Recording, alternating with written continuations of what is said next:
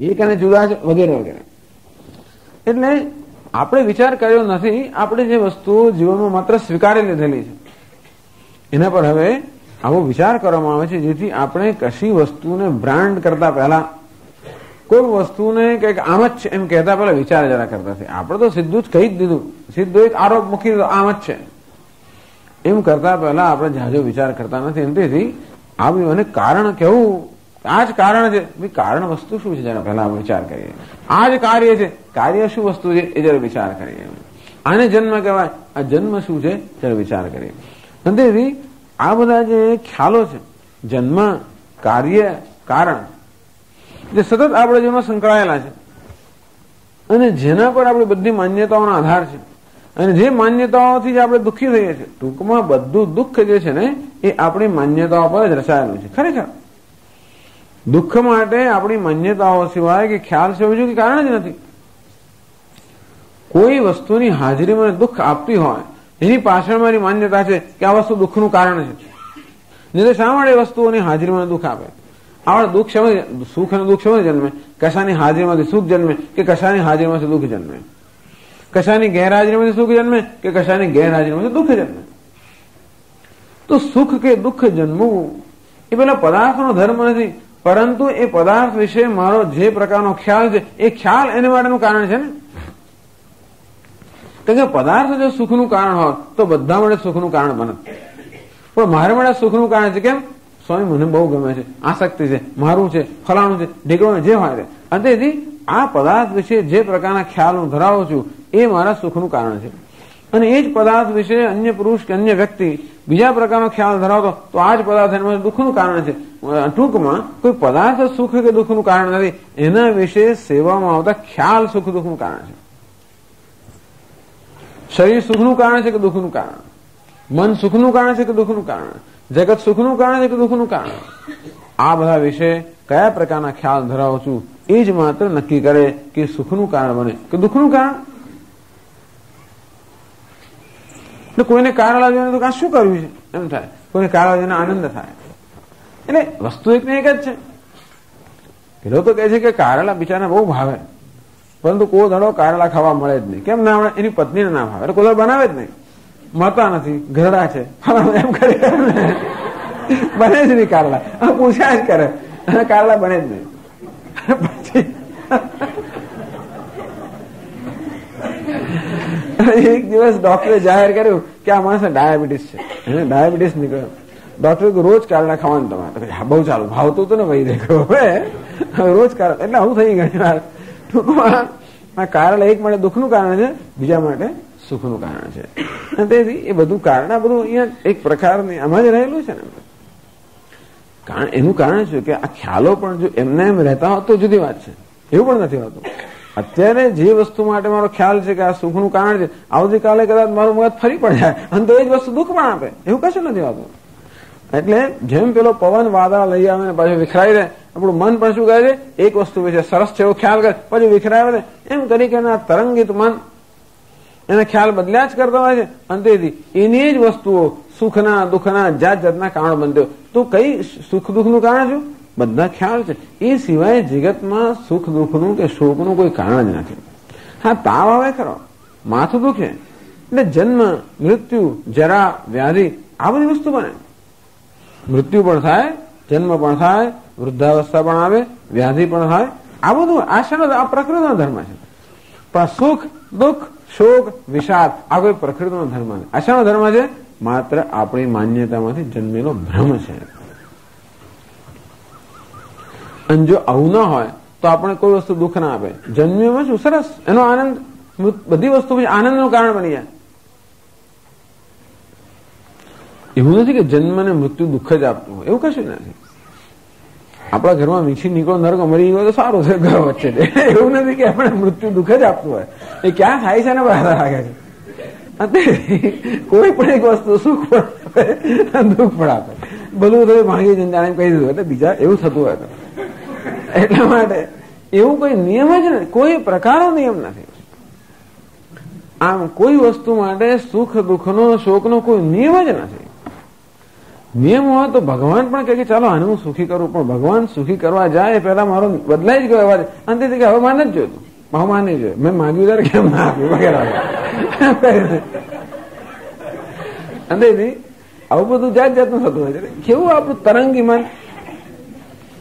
વેદાંતિ લોકો કહે છે કે આ સુખ દુઃખ આ બધી જંજાળ માત્ર આપણા મનમાં ઉભી થયેલી છે, એને પેલા ક્લિયર કરો, પછી જે કરવું એ કરો.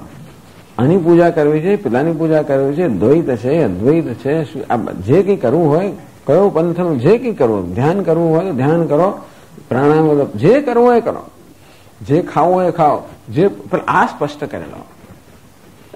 કારણ કે આનાથી પ્રેરાઈને જે કરવામાં આવે છે એ વસ્તુ પણ મુશ્કેલ. કારણ કે એકવાર મને એમ કે સુખ દુઃખી છું, પ્રાણાયામ કરો સુખી રહીશ, તો બીજા પ્રાણાયામ પર આપણે ભાર મૂકીએ. શું કરીએ? પ્રાણાયામ પાસે અપેક્ષા રાખે છે જે પૂરી ના કરી શકે, એમ કરીને બીજા પાસે અપેક્ષા રાખતા થઈ ગયા. જે વસ્તુ બ્રહ્મમાંથી જન્મી એનો ઉકેલ આપણે બીજા પાસે તો માંગતા હોઈએ. એટલે દુનિયાની વસ્તુ ક્યાંથી ઉકેલ આવે આપણો? અને એની ભ્રમણ ઉકેલ માત્ર વિચારથી જ જન્મે. પ્રાણાયામથી જે થવાનું હોય થઈ શકે. અર્થાત આ પ્રાણતંત્ર બરોબર સુગ્રથિત બને સરસ. વ્યાયામથી જે થવું થાય, યોગથી બધી વસ્તુ જે કરવાનું એમની ક્ષમતા છે બધું કરી શકે, પણ જે પ્રકારની અપેક્ષા આપણે રાખીએ એવું કરી શકે એવી કોઈ એની ખાતરી નથી. અંતેથી આપણે વસ્તુઓ પાસેથી એવી અપેક્ષા રાખીએ છીએ જે પ્રકારની ક્ષમતા એમનામાં નથી, એમ કરીને આપણે દુઃખી થઈએ.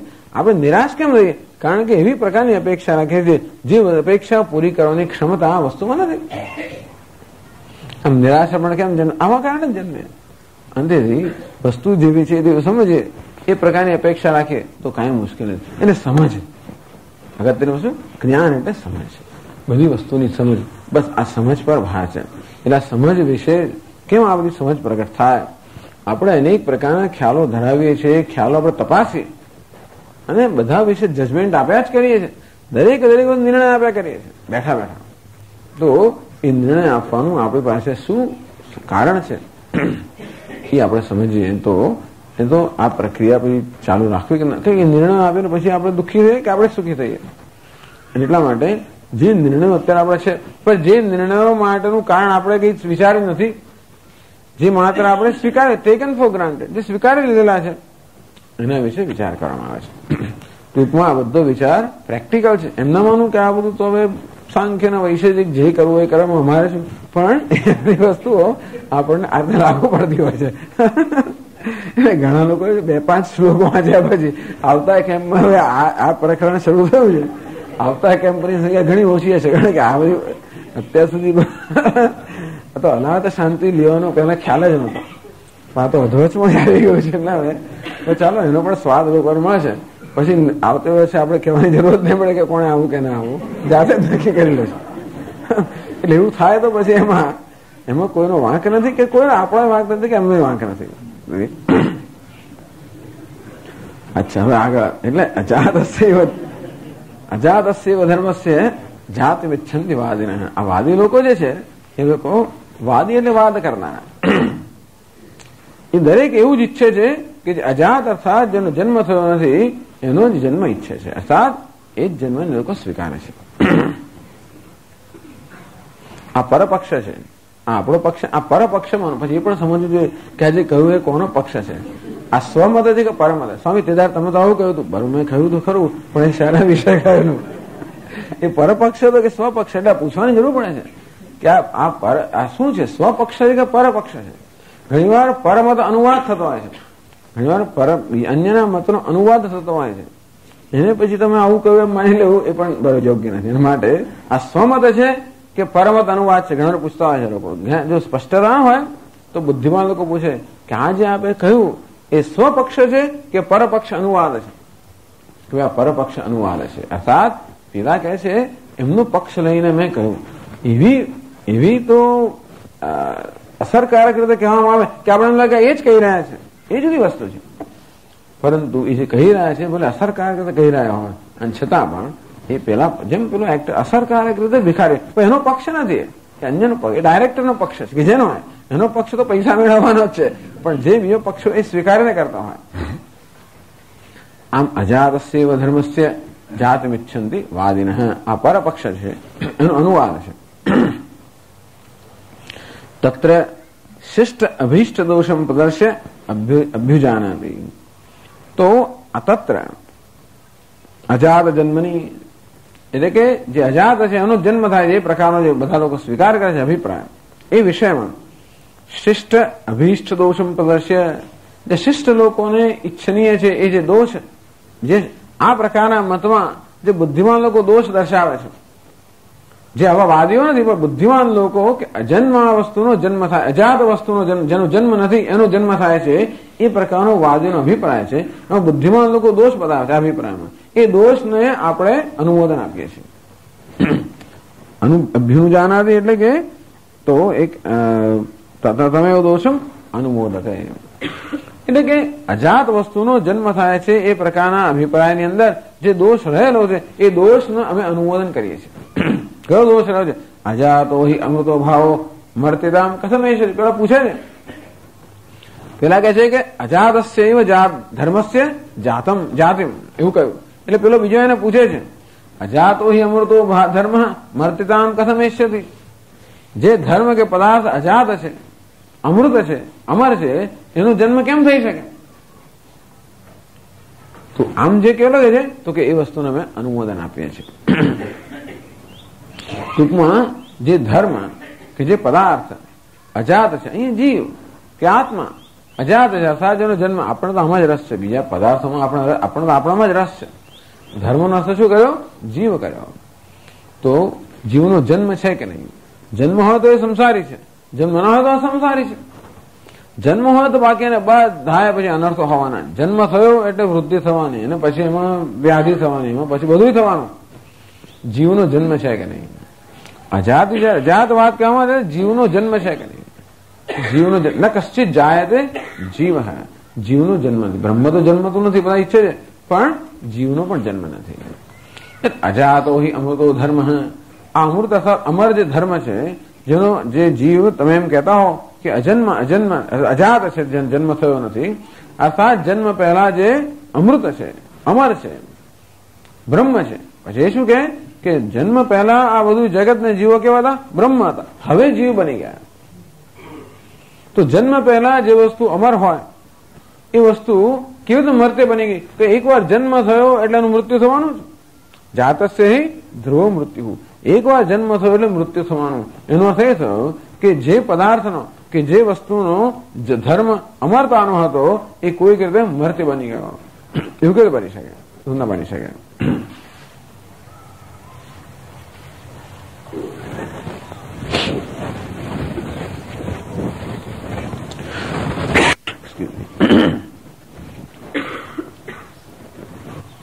तो शंकराचार्य जी कहते हैं सदसद्वादिन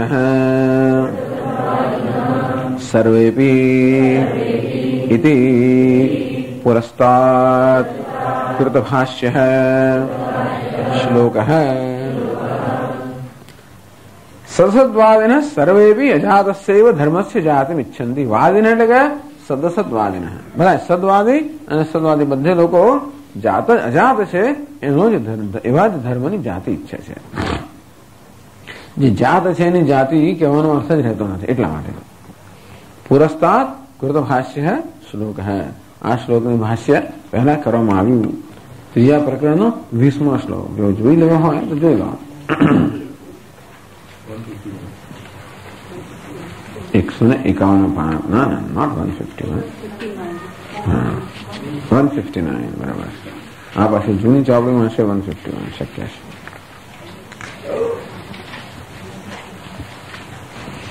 ये तो पुनः केचित् उपनिषद व्याख्यातारः ब्रह्मवादिनः वावदूकाः अजातस्यैव आत्मतत्त्वस्य अमृत. કારણ કે એ ત્યાં જુદા પક્ષમાં હતો. ત્યાં આ શ્લોક જુદા લોકોના ઉદ્દેશ્યને કહેવામાં આવેલો. અહીંયા આ શ્લોક છે એ જુદા અર્થમાં એટલે જુદા લોકોના ઉદ્દેશ્યને કહેવામાં આવે છે. છતાં ભાષ્ય તો એનું જ રહે છે એ રીતે જે કહેતા હોય તે. ત્યાં આગળ તો એવું કહેવામાં આવ્યું કે અમુક વેદાંતિન લોકો જે લોકો બ્રહ્મના પરિણામ સ્વીકારે છે એ એવું કહે છે. અહીંયા આગળ લોકો સાંખ્ય કે વૈશેષિક લોકો કહે છે તેષામ જાતમ ચેત તદેવ મર્ચિતામ એષ્યતિ અવશ્યમ. અને તેથી સ્વભાવથી જે અમૃત છે અજાત છે એ કેવી રીતે કોઈ વસ્તુ જાત એટલે મર્ત્ય કેમ બની શકે, અર્થાત સ્વભાવ કેમ બદલાઈ શકાય. એવું હોય કે આ જીવ એના જન્મ પહેલા બ્રહ્મ હતો અને હવે જીવ બની ગયો, એટલે જે પહેલા અમર હતું હવે મર્ત્ય બની ગયું, કેવું બની શકે? એટલે કોઈ એમ કહેતું હોય કે આ બધા જીવો પરમાત્માના અંશ છે, ચાલો એમ કહીએ તો પ્રલય અવસ્થામાં તો કોઈ જીવ છે નહીં અને મારે તો પરમાત્મા જ છે, અને પછી એના અંશ બની ગયા, ટુકડે ટુકડા બની ગયા, એમ કહેતા જીવ બની ગયા. તો પછી એ પરમાત્માને પરમાત્મા કહેવાય જ કેમ? જેના અંશ થઈ જાય, જેમાં વિભાગ થાય, જેમાં ટુકડે ટુકડા થઈ જાય, એને પરમાત્મા કેમ કહેવાય? તો એ તો શું બની ગયો? ટુકડા બની ગયા, અર્થાત મર્ત્ય બની ગયો. એને પરમાત્મા કેમ કહેવાય? પરમાત્મા હોય તો નિરવયવ જ હોય, અને એ જ હોય તો એના અવયવ થાય જ નહીં, અને તેથી એ જીવમાં વહેંચાય જ નહીં, અને તેથી જો વહેંચાવા પણ લાગતો હોય તો એ ભ્રમ છે, એ સત્ય નથી.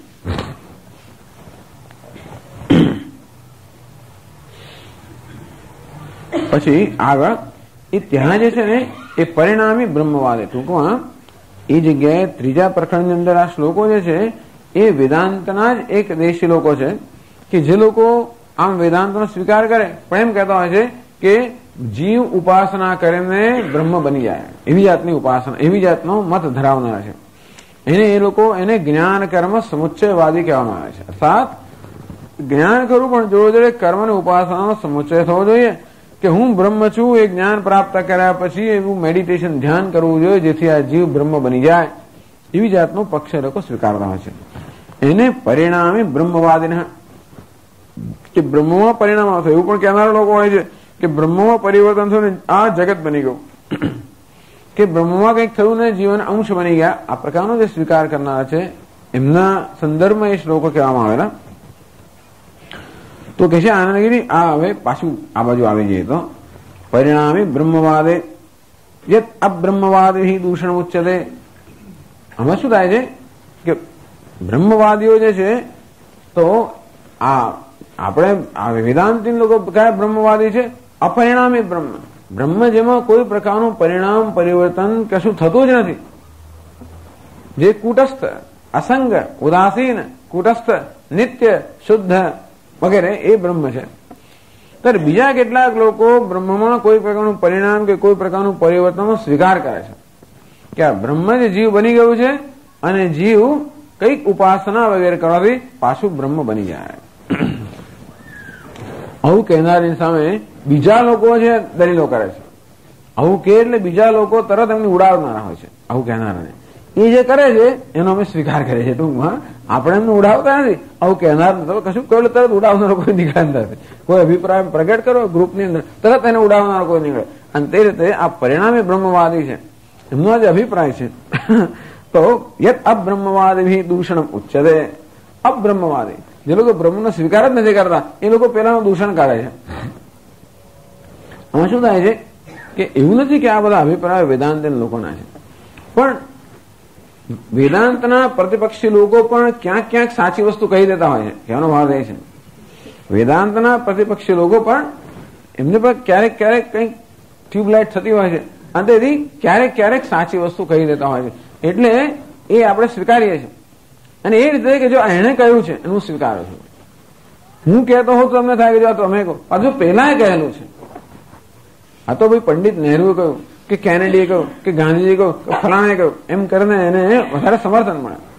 અંતે રીતે પરિણામી બ્રહ્મવાદી લોકો જે બ્રહ્મ પરિણામનો સ્વીકાર કરે છે એમની સામે અબ્રહ્મવાદી અથવા અબ્રહ્મવાદી બ્રહ્મ ન હોય એવી જ પ્રકારનો વાત ધરાવનાર લોકો પેલા લોકોને જે દૂષણ કાઢે છે તદપી અનુજ્ઞાતમેવ એને પણ અમે અનુમોદન આપીએ છીએ.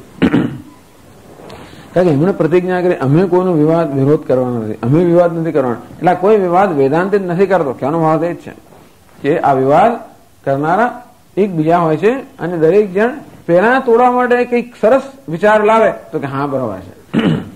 એવી રીતે ન ભવતી એ કહે છે આગળ ન ભવત્યમૃતમ મર્ત્યમ ન મર્ત્યમૃતમ તથા પ્રકૃતેરન્યથા ભાવઃ ન કથંચિદ ભવિષ્યતિ. ન ભવતી અમૃતમ મર્ત્યમ. જે અમૃત હોય એ કોઈ દિવસ મર્ત્ય બની ના શકે. મર્ત્યમ અમૃત, એટલે બ્રહ્મ જો અમૃત હોય તો એ જીવ બની ના શકે, અને જીવ જો મર્ત્ય હોય તો બ્રહ્મ બની ના શકે. એ લોકો કહે કે કોઈક રીતે આ બ્રહ્મ જીવ બની ગયું અને હવે જીવ ઉપાસના કરીને બ્રહ્મ બની જશે. એ કેમ બની શકે? જો મર્ત્ય મરણને અધીન હોવું એનો સ્વભાવ હોય તો પ્રકૃતિ અન્યથા ભાવ ન કથંચિત ભવિષ્યતિ. પ્રકૃતિ અર્થાત જે સ્વભાવ છે એ ક્યારે બદલાય નહીં. સ્વભાવ એટલે એ પ્રકૃતિ સ્વભાવ એટલે સ્વરૂપ. કોઈ વસ્તુના સ્વરૂપમાં ક્યારે પણ પરિવર્તન ના આવે. કહે છે આનંદગીરીજી, અમૃતમ હિ બ્રહ્મ ન તદ્રૂપે સ્થિતે મર્ત્યમ ભવિતુમ અર્હતિ. જો આપણે બ્રહ્મને અમૃત, એ તો બધા કહે છે બ્રહ્મ કેવું છે? અમર છે. તો તદ્રૂપે સ્થિતે, એ બ્રહ્મ જો અમૃત જ હોય, અમર જ હોય તો કોઈ દિવસ મર્ત્ય ન બની શકે. સ્થિત રૂપ વિરોધાત, એ બ્રહ્મ પણ છે અને મર્ત્ય પણ છે. એવું બની કે બ્રહ્મ જો અમૃત જ હોય તો મર્ત્ય ના બની શકે. ન છે મર્ત્યમ કાર્ય સ્વરૂપે સ્થિતે પ્રલય અવસ્થાયામ અમૃતમ બ્રહ્મ સંપદ્યતે. અને તમે એમ કહેતા હો કે જીવ કોઈ પ્રકારની ઉપાસના કરીને પ્રલય અવસ્થામાં બ્રહ્મ બની જશે તો એ કાર્ય હોવાને કારણે, પરિવર્તનશીલ હોવાને કારણે, મર્ત્ય હોવાને કારણે એ અમર ન બની શકે. કેમ બની ના શકે? નષ્ટે સ્વરૂપે તસ્યૈવ અભાવાત.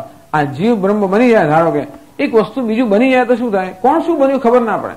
ધારો કે આ એક વસ્તુ બીજી બની ગઈ, આ વસ્તુ છે એ આ બની ગયું. ધારો કે આ ગુલાબ જે છે તો આ બની ગયું ફૂલ, તો શું થાય? હવે આ ગુલાબ, આ પીળું ફૂલ બની ગયું, પીળું તો ગુલાબ રહ્યું જ નહીં. અને તેથી કઈ વસ્તુ શું બની ગઈ? ધારો કે આ જીવ બ્રહ્મ બને, જીવ રહ્યો ને તો કોણ શું બન્યું? જીવ બ્રહ્મ બન્યો કહેવાય જ કેવી રીતે? કારણ કે બ્રહ્મ બનવાની પ્રક્રિયામાં જીવ રહ્યો જ નહીં, જીવ જ નષ્ટ થઈ ગયો. આ તો ભાઈ બન્યો છું. જયારે નષ્ટ જ થઈ ગયો હોય ત્યારે ભાઈ બનવાનો પ્રશ્ન જ ક્યાં આવ્યો? એટલે કહે છે નષ્ટે સ્વરૂપે તસ્યૈવ અભાવાત. એનું જીવ પણ નષ્ટ જ થઈ ગયું હોય તો જીવ જ જતો રહ્યો, અને તો પછી એને બ્રહ્મ બનવાનો પ્રશ્ન જ ઉપસ્થિત ના થાય. અન્યથાત્વમ અભિપ્રેત્યાહ પ્રકૃતે. અંતેથી ક્યારેય પણ પદાર્થના સ્વરૂપમાં પરિવર્તન થઈ જ ના શકે, કારણ કે નહીતર એ પદાર્થ રહે જ નહીં. અગ્નિ ધારો કે કોઈ રીતે શીતળ બની જાય તો અગ્નિ કહેવાય જ નહીં, અગ્નિ રહ્યો જ નથી. વળી આનંદગીરી કહે છે કિંચ યસ્ય પરિણામવાદિન સ્વભાવેન. હા, પછીનો શ્લોક છે. એટલે આ થઈ ગયો પ્રકૃતિ અન્યથા ભાવ ન કથંચિત ભવિષ્યતિ. ટૂંકમાં જીવ જો મર્ત્ય હોય તો અમર ના બની શકે, બ્રહ્મ અમર હોય તો મર્ત્ય ના બની શકે. એટલે બ્રહ્મ જીવ ના બની શકે, જીવ બ્રહ્મ ન બની શકે. તો સ્વામી અમે કહેતા જ નથી કે જીવ બ્રહ્મ બને. અમે તો કહીએ છીએ જીવ બ્રહ્મ લોકમાં જાય છે. તો શું? બ્રહ્મા ભગવાનનો લોક છે, વૈકુંઠ છે. આ જીવ ત્યાં જાય છે. સાલોક્ય મુક્તિ, સાલોક્ય, સામીપ્ય, સારૂપ્ય, સાયુજ્ય. સાલોક્ય અર્થાત એમને ભગવાન લોકમાં જવું, સામીપ્ય અર્થાત ભગવાનની ખૂબ સમીપ જવું, એમના દેહના કોઈ અલંકાર વગેરે બની જવું. સારૂપ્ય અર્થાત ભગવાન જેવા જ રૂપના બની જવું, એમના પાર્ષદ વગેરે બની જવું, એમના જ રૂપ એ પણ ચતુર્ભુજ હોય. સાયુજ્ય એની અંદર મળી જવું, ભગવાનમાં મળી જવું, ભગવાન એક અંગ બની જવું. તો આવું બની જવાનું આવે તો પછી તો જે બન્યો હોય તો રહ્યો જ નહીં. અને કોઈ એમ કે નહીં, અમે એમ નથી કહેતા કે જીવ ઈશ્વર બની જાય છે. જીવ ભગવાનના લોકમાં જાય છે, ભગવાનના ધામમાં જાય છે. એટલે દ્વૈત આમ જળવાઈ રહે છે. પણ આ જીવ આવ્યો જ ક્યાંથી? ધારો કે જીવ આવ્યો ક્યાંથી? જીવ ક્યાંથી આવ્યો? બસ છે, ક્યાંથી છે? જીવનો સ્વભાવ છે કે ચૈતન્ય. ચૈતન્ય એટલે કેવું? જે નિરાકાર હોય, ચૈતન્યમાં આકાર હોય જ ના શકે, ચૈતન્યમાં વિકાર હોય જ ના, એનું ચૈતન્ય કહેવાય જેમાં આકાર વિકાર કશું હોય જ નહીં. જો નિર્વિકાર હોય, નિરાકાર ચૈતન્ય હોય તો જીવ કેવું રીતે કહેવાય? ધારો કે પરમાત્મા પણ ચૈતન્ય હોય અને જીવ પણ ચૈતન્ય હોય તો એમના લોકમાં જવું એટલે શું? બે વચ્ચે અંતર કઈ વસ્તુ છે જે બે વચ્ચે અંતર ઉત્પન્ન કરે? અથવા પરમાત્મા ચૈતન્ય છે એની મર્યાદા કેટલી અને જીવ ચૈતન્ય છે એની સીમા કેટલી? એ બંને જુદા પ્રકાશ છે. જૈન લોકો શું કહે કે બધા આત્મા તો શરીર જેવડા છે, એમની મુક્તિ થાય એટલે પેલા ધામમાં જતા રહે, ત્યાં દરેકનું સ્વતંત્ર અસ્તિત્વ પાછું રહે. આમ કહેવાય ચૈતન્ય. અચ્છા, સ્વતંત્ર અસ્તિત્વ કેમ રહે? તો કે જો આ અહીંયા આટલા બધા બલ્બ છે ને, દરેક બલ્બનો પ્રકાશ બીજા બલ્બના પ્રકાશથી જુઓ, ક્યાં પ્રકાશની કઈ મર્યાદા? કેમ પ્રકાશ જ હોવાને કારણે એક પ્રકાશ ને બીજો પ્રકાશ એ પ્રકારનો ભેદ કેમ વિશિષ્ટતા હોય જ ના શકે? એટલે આ બધી વસ્તુઓ પર બહુ ઝાઝો વિચાર ન કરવાને કારણે આ જે કારણ હોય તો પણ એટલે આપણે જયારે વિચાર કરીએ જીવ જો ચૈતન્ય હોય તો એની કઈ મર્યાદા હોય? અને ધારો કે ભગવાનના ધામમાં જાય તો પણ એનું કયું રૂપ રહેવાનું? આ દેહ તો જવાનું જ નથી ત્યાં, અને દેહ પૂરતું ચૈતન્ય મર્યાદિત પણ નથી. તો ચૈતન્યની સીમા રેખા કઈ? અને ઈશ્વર પણ જો ચૈતન્ય હોય તો એની સીમા રેખા કઈ? સ્વામી, તમે તો તજવી વાત કરો છો ને, કોઈ જાતની. તમે તો ભગવાન તો ચતુર્ભુજ, એટલે આપણે પછી આવું તમે કહો ને એટલે આપણી લાગણી દુભાઈ જાય કે નહીં ભગવાનને આપણે નથી કહેતા. ચતુર્ભુજ હોય કે જે ભગવાનનું સ્વરૂપ હોય, બસ એટલા જ પોતા ભગવાન છે. જો એ સર્વજ્ઞ હોય, સર્વશક્તિમાન હોય, સર્વવ્યાપી હોય તો એ એટલા જ રૂપમાં મર્યાદિત છે. એ ભગવાન છે તો ખરું, પણ એટલા જ છે એવું તો ના કહેવાય. એ રૂપમાં આપણે સાક્ષાત્કાર થાય પણ બરોબર છે, પરંતુ એટલા જ ભગવાન છે, એના 4 જ હાથ છે ને વધારે નથી એવું કહેવું, એક જ સ્થળે છે ને અન્યત્ર નથી એવું કહેવું, એવું તો ના જ કહી શકાય. એ જ સર્વત્ર વ્યાપ્ત હોય, એની આજ્ઞા વગર એક પાંદડું પણ ના હાલતું હોય, અને તો પછી સર્વવ્યાપ્ત હોવો જોઈએ, સર્વત્ર હોવો જોઈએ. ત્યાં હોય નહીં ના હોય તો દેશમાં મર્યાદિત થઈ જાય એવું બની ના શકે, વગેરે વગેરે. અને તેથી પાછા વેદાંતિ લોકો તો ઘણા આગળ જતા રહે, એમ કે જો ભગવાન દ્રશ્ય હોય તો જળ બની જાય વગેરે વગેરે. પણ કહેવાનો ભાવ છે કે મારે અન્ય હોય તો પછી શું થાય? સ્વામી દયાનંદજી કે ભગવાનોને સાક્ષાત્કાર થાય. પણ આ તો એનો, તું તો એનો એ જ રહ્યો. ભગવાન આવ્યા ને ગયા એટલે મોટું કોણ થયું? ભગવાનનો સાક્ષાત્કાર તો ભગવાન આવ્યા અને જતા રહ્યા, હું તો સ્થાયી રહ્યો. તેથી આવનારું જનારું કોણ થયું? એમ કરી ગયા ને. એટલે આ તો બધા જાણે કે કચરો કરવાની રીત છે, પણ એ જુદી વસ્તુ છે. એવો કહેવાનો હેતુ નથી અહીંયા, એવો કહેવાનો ભાવાર્થ નથી. અર્થાત કોઈ લાગણી દુભાવનામાં હેતુ નથી, પણ કહેવાની વસ્તુ એ છે કે આપણે કલ્પના કરીએ કે હું વૈકુંઠમાં, એવી જ કલ્પના કરીએ કે આ શરીર વાળો હું વૈકુંઠમાં, એવી કલ્પના ના કરતા હોઈએ કે ઈશ્વરને પણ જાણે કોઈ શરીર હોય એવી કલ્પના ના કરતો. આ પ્રકારની કલ્પના કરી રાખીએ છીએ આપણે, અને એ પ્રકારની કલ્પના ચાલુ રાખતા હોઈએ છીએ. આ ઉપાસના માટે બધા માટે બરોબર છે, પરંતુ એ જ માત્રનું અંતિમ સ્વરૂપ છે. એટલે કહ્યું કે ધારો કે જીવ ઈશ્વર કરતા જુદો હોય તો જીવનું સ્વરૂપ શું છે? ચૈતન્ય છે. ચૈતન્યનું સ્વરૂપ કેવું હોય? ચેતના એટલે દરેકને પ્રકાશિત કરનાર. એનું તો કોઈ રૂપ ના હોય, રંગ ના હોય, વિકાર ના હોય, આકાર ના હોય, એની કોઈ સીમા મર્યાદા હોય જ ના શકે. તો ચેતનતામાં અનેકતા હોય પણ ના શકે. હું મારી ચેતનતા ક્યાં પૂરી થઈ અને આની ચેતનતા ક્યાં શરૂ થઈ એ પણ નક્કી કેમ થાય? અને જેમ આકાશમાં કોઈ અનેકતા ના હોય એટલે આકાશ કલ્પેન તો ગગનોપમાન ધર્માન એમ કરીને આકાશની ઉપમા આગલા અધ્યાયમાં, આગલા પ્રકરણમાં આપવામાં આવી કે જ્યાં વિભાગ શક્ય નથી, અનેકતા શક્ય નથી. એટલે આ રીતે જયારે ચેતનના સ્વરૂપ પર, જીવના સ્વરૂપ પર વિચાર કરે તો સમજી શકાય કે તો પછી આ બધી ઉપાસના શેને વડે આપે છે? માત્ર આ જે ભ્રમ, આ જે ખ્યાલ આપણે દ્રઢતાથી ગ્રહણ કરેલો છે એમાંથી મુક્ત કરવા માટે વગેરે વગેરે. અંતેથી એ કહે છે કે તો આવી રીતે એ જ એટલે કહ્યું કે યસ્ય પરિણામવાદિનઃ સ્વહાનમૃત સન પરમાત્માખ્યો ધર્મ શબ્દ ભાવ મર્તિતામ કાર્યભાવાપત્યા ગચ્છતિ. જેમ માનતા પરિણામવાદી કહેવાય, કારણ કે કોઈક રીતે ઈશ્વરમાં પણ એ પરિવર્તન જોઈને જીવ બની ગયા એમ કહે છે, અથવા કોઈ રીતે જીવ ઈશ્વર બની જાય છે. સ્વભાવેન અમૃત સન પરમાત્માખ્ય ધર્મ, ધર્મ શબ્દથી જેનો અહીંયા નિર્દેશ કરે પરમાત્મા જે સ્વભાવથી અમૃત છે. મર્ત્યામ કાર્યભાવાપત્યા ગચ્છતિ. એ પરમાત્મા જીવ બની ગયો હોય તો એ શું બની ગયો? કારણમાંથી કાર્ય બની ગયો, અને જે બની ગયો એનો હંમેશા વિનાશ થવાનો, તેથી મર્ત્ય બની ગયો. કાર્ય કારણે પરમાર્થ જાત્યા, તેથી પરમાર્થ ખરેખર જીવ બની ગયો હોય. તસ્ય કૃતકેન સમુચ્ચય અનુષ્ઠાનેન અમૃતો જાત મુક્ત વક્તવ્ય. અને તો પછી એવું કહેવું પડે કે આ જીવ જે અંશ છે એ કોઈક રીતે ઉપાસના અને જ્ઞાનનો સમુચ્ચય કરીને બ્રહ્મ બની જશે, એવું આપણે સ્વીકારવું પડે. સચ કથમ નિશ્ચલ સ્થાતુમ પારયતિ. અને આ રીતે કશું કરીને જો અમૃત બન્યો હોય તો કેવી રીતે કરેલું જે હોય એનું પરિણામ તો ત્યાં સુધી હોય જ્યાં સુધી કર્મનું બળ હોય ત્યાં સુધી. અને તેથી આમ કશું કરીને આપણે એ અમૃત બની ગયો હોય એ અમૃત ક્યાં સુધી ચાલે? જ્યાં સુધી આ કર્મનું ઉપાસનાનું બળ હોય ત્યાં સુધી. કથમ નિશ્ચલ સ્થાતુમ પારયતિ. અને તેથી અમૃત સ્વભાવતયા અચલ, એ અમૃત જ રહે એવું કેવું બની શકે. યત કૃતકમ તદ અનિત્યમ, જે કઈ કર્મથી સિદ્ધ કર્યું હોય એ અનિત્ય હોય. ઇતિ ન્યાય વિરોધાદિત્યાહ. યત કૃતકમ એટલે જીવસ્ય બ્રહ્મ પરિણામતયા કૃતકત્વમ. આમ જીવ બ્રહ્મનું પરિણામ હોય તો જીવ કેવો થયો? પરિણામ કૃતક થયો. એ વળી કેવી રીતે અમૃત બની શકે? ન બની શકે. ટૂંકમાં આ વિચાર કરતા આપણે સમજી શકીએ કે એટલે આમાં એવું કોઈ પ્રકારની ઉપાસનાનો વિરોધ નથી, કોઈ પ્રકારની સાધનાનો વિરોધ નથી, માત્ર વિચારના સ્તરે જ આ કહેવામાં આવે છે. એનો અર્થ નહીં કે સ્વામી તમે તો મંદિરમાં, એવું નથી. તમે પૂજા ના કરો, બધું જ કરીએ, પણ શાના માટે? એટલા માટે નહીં કે હું કંઈક બની જઈશ એટલા માટે, પરંતુ જે પ્રકારનો આ ભ્રમ છે, જે પ્રકારની કંઈક અશુદ્ધિ હોય એ બધામાંથી મુક્ત થવા માટે કરવામાં આવતું હોય છે. એટલે વેદાંતિન લોકો પણ બધું કરતા હોય છે જે બીજા બધા કરતા હોય. એવું નથી કે ભાઈ આ કઈ વેદાંતિન થયો એટલે જપ જ ના કરે, કશું કરે નહીં, ભગવાનનું પૂજન જ ના કરે, એવું નથી. બધું જ કરે. શેના માટે કરે? અંતઃકરણ શુદ્ધિ માટે કરે, અથવા જ્ઞાન પ્રાપ્તિ માટે કરે.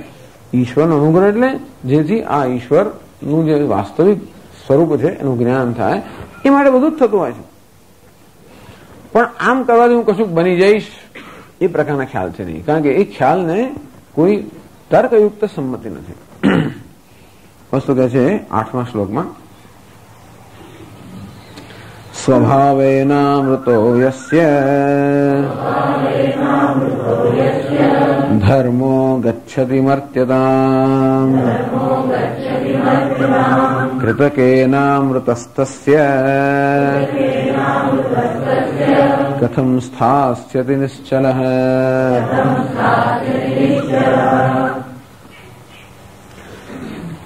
સ્વભાવેન અમૃત યસ્ય ધર્મ, ધર્મ અર્થાત પરમાત્મા, જેના અભિપ્રાય પ્રમાણે પરમાત્મા સ્વભાવથી અમૃત છે અને મર્ત્યતામ ગચ્છતિ, કોઈ રીતે પરમાત્મા જીવ બની ગયો એમ કરીને મર્ત્ય બની ગયો, અને જીવ બન્યા પછી કોઈક પ્રકારની ઉપાસના વગેરે કરીને કૃતકેન અમૃત, એમ કશું કૃતકેન અર્થાત ઉપાસના વગેરે કર્મ કરીને કોઈ રીતે જીવ અમૃત બન્યો.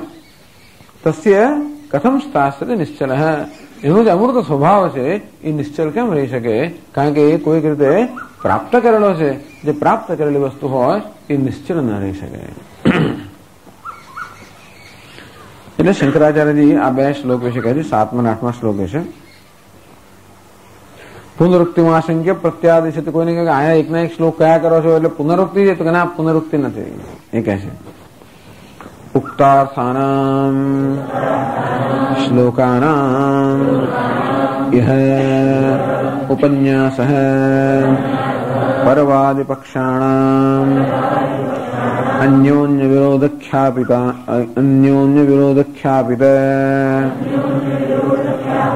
અનુપપત્તિ અનુમોદન પ્રદર્શનાર્થઃ. ઉક્તાર્થાનામ શ્લોકાનામ ઇહ ઉપન્યાસઃ. આ જે શ્લોકો 7મો અને 8મો બંને જે પહેલા કહેવાઈ ગયા છે એના એ શબ્દોમાં અહીંયા ફરી કહેવામાં આવે છે. એની જ વસ્તુ નથી કહેવામાં આવતી, પરંતુ શા માટે કહેવામાં આવે છે? પરવાદિ પક્ષાણામ અન્યોન્ય વિરોધખ્યાપિત અનુપત્તિ અનુમોદન પ્રદર્શનાર્થ. કે કેવા એક પરસ્પર વિરોધી પક્ષો બીજાના પક્ષમાં કેવી અનુપત્તિ એટલે કે તર્કની અસંગતિ બતાવે છે. આમ જે પરિણામી બ્રહ્મવાદી પક્ષો હોય એના બ્રહ્મવાદી એના વિચાર દોષ, અનુપત્તિ એટલે વિચાર દોષ. કોઈક નિર્ણય પર આપણે આવ્યા હોઈએ એ નિર્ણયમાં એ નિર્ણય જે વિચાર સરણીથી આપણે આવ્યા વિચારમાં એમાં જે દોષ હોય નિર્ણયમાં ખોટો છે.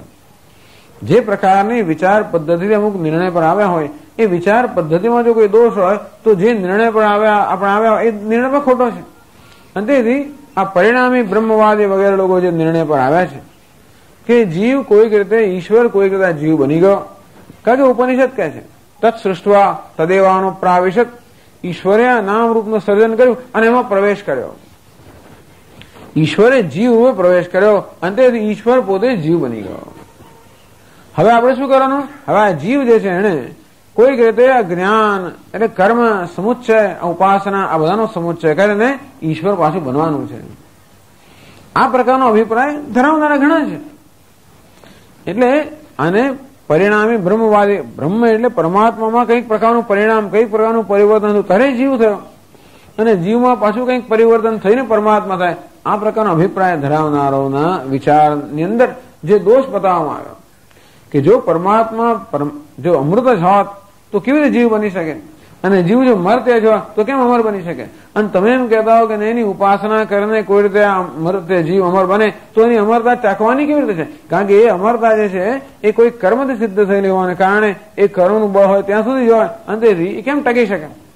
એમ કહીને આ બ્રહ્મવાદી જે પેલામાં દોષ બતાવે છે એ દોષનો માત્ર અહીંયા આગળ દોષનો જ ઉપન્યાસ કરવામાં આવ્યો, અને એ જે દોષ બતાવે છે એને અમે અનુમોદન આપીએ છીએ.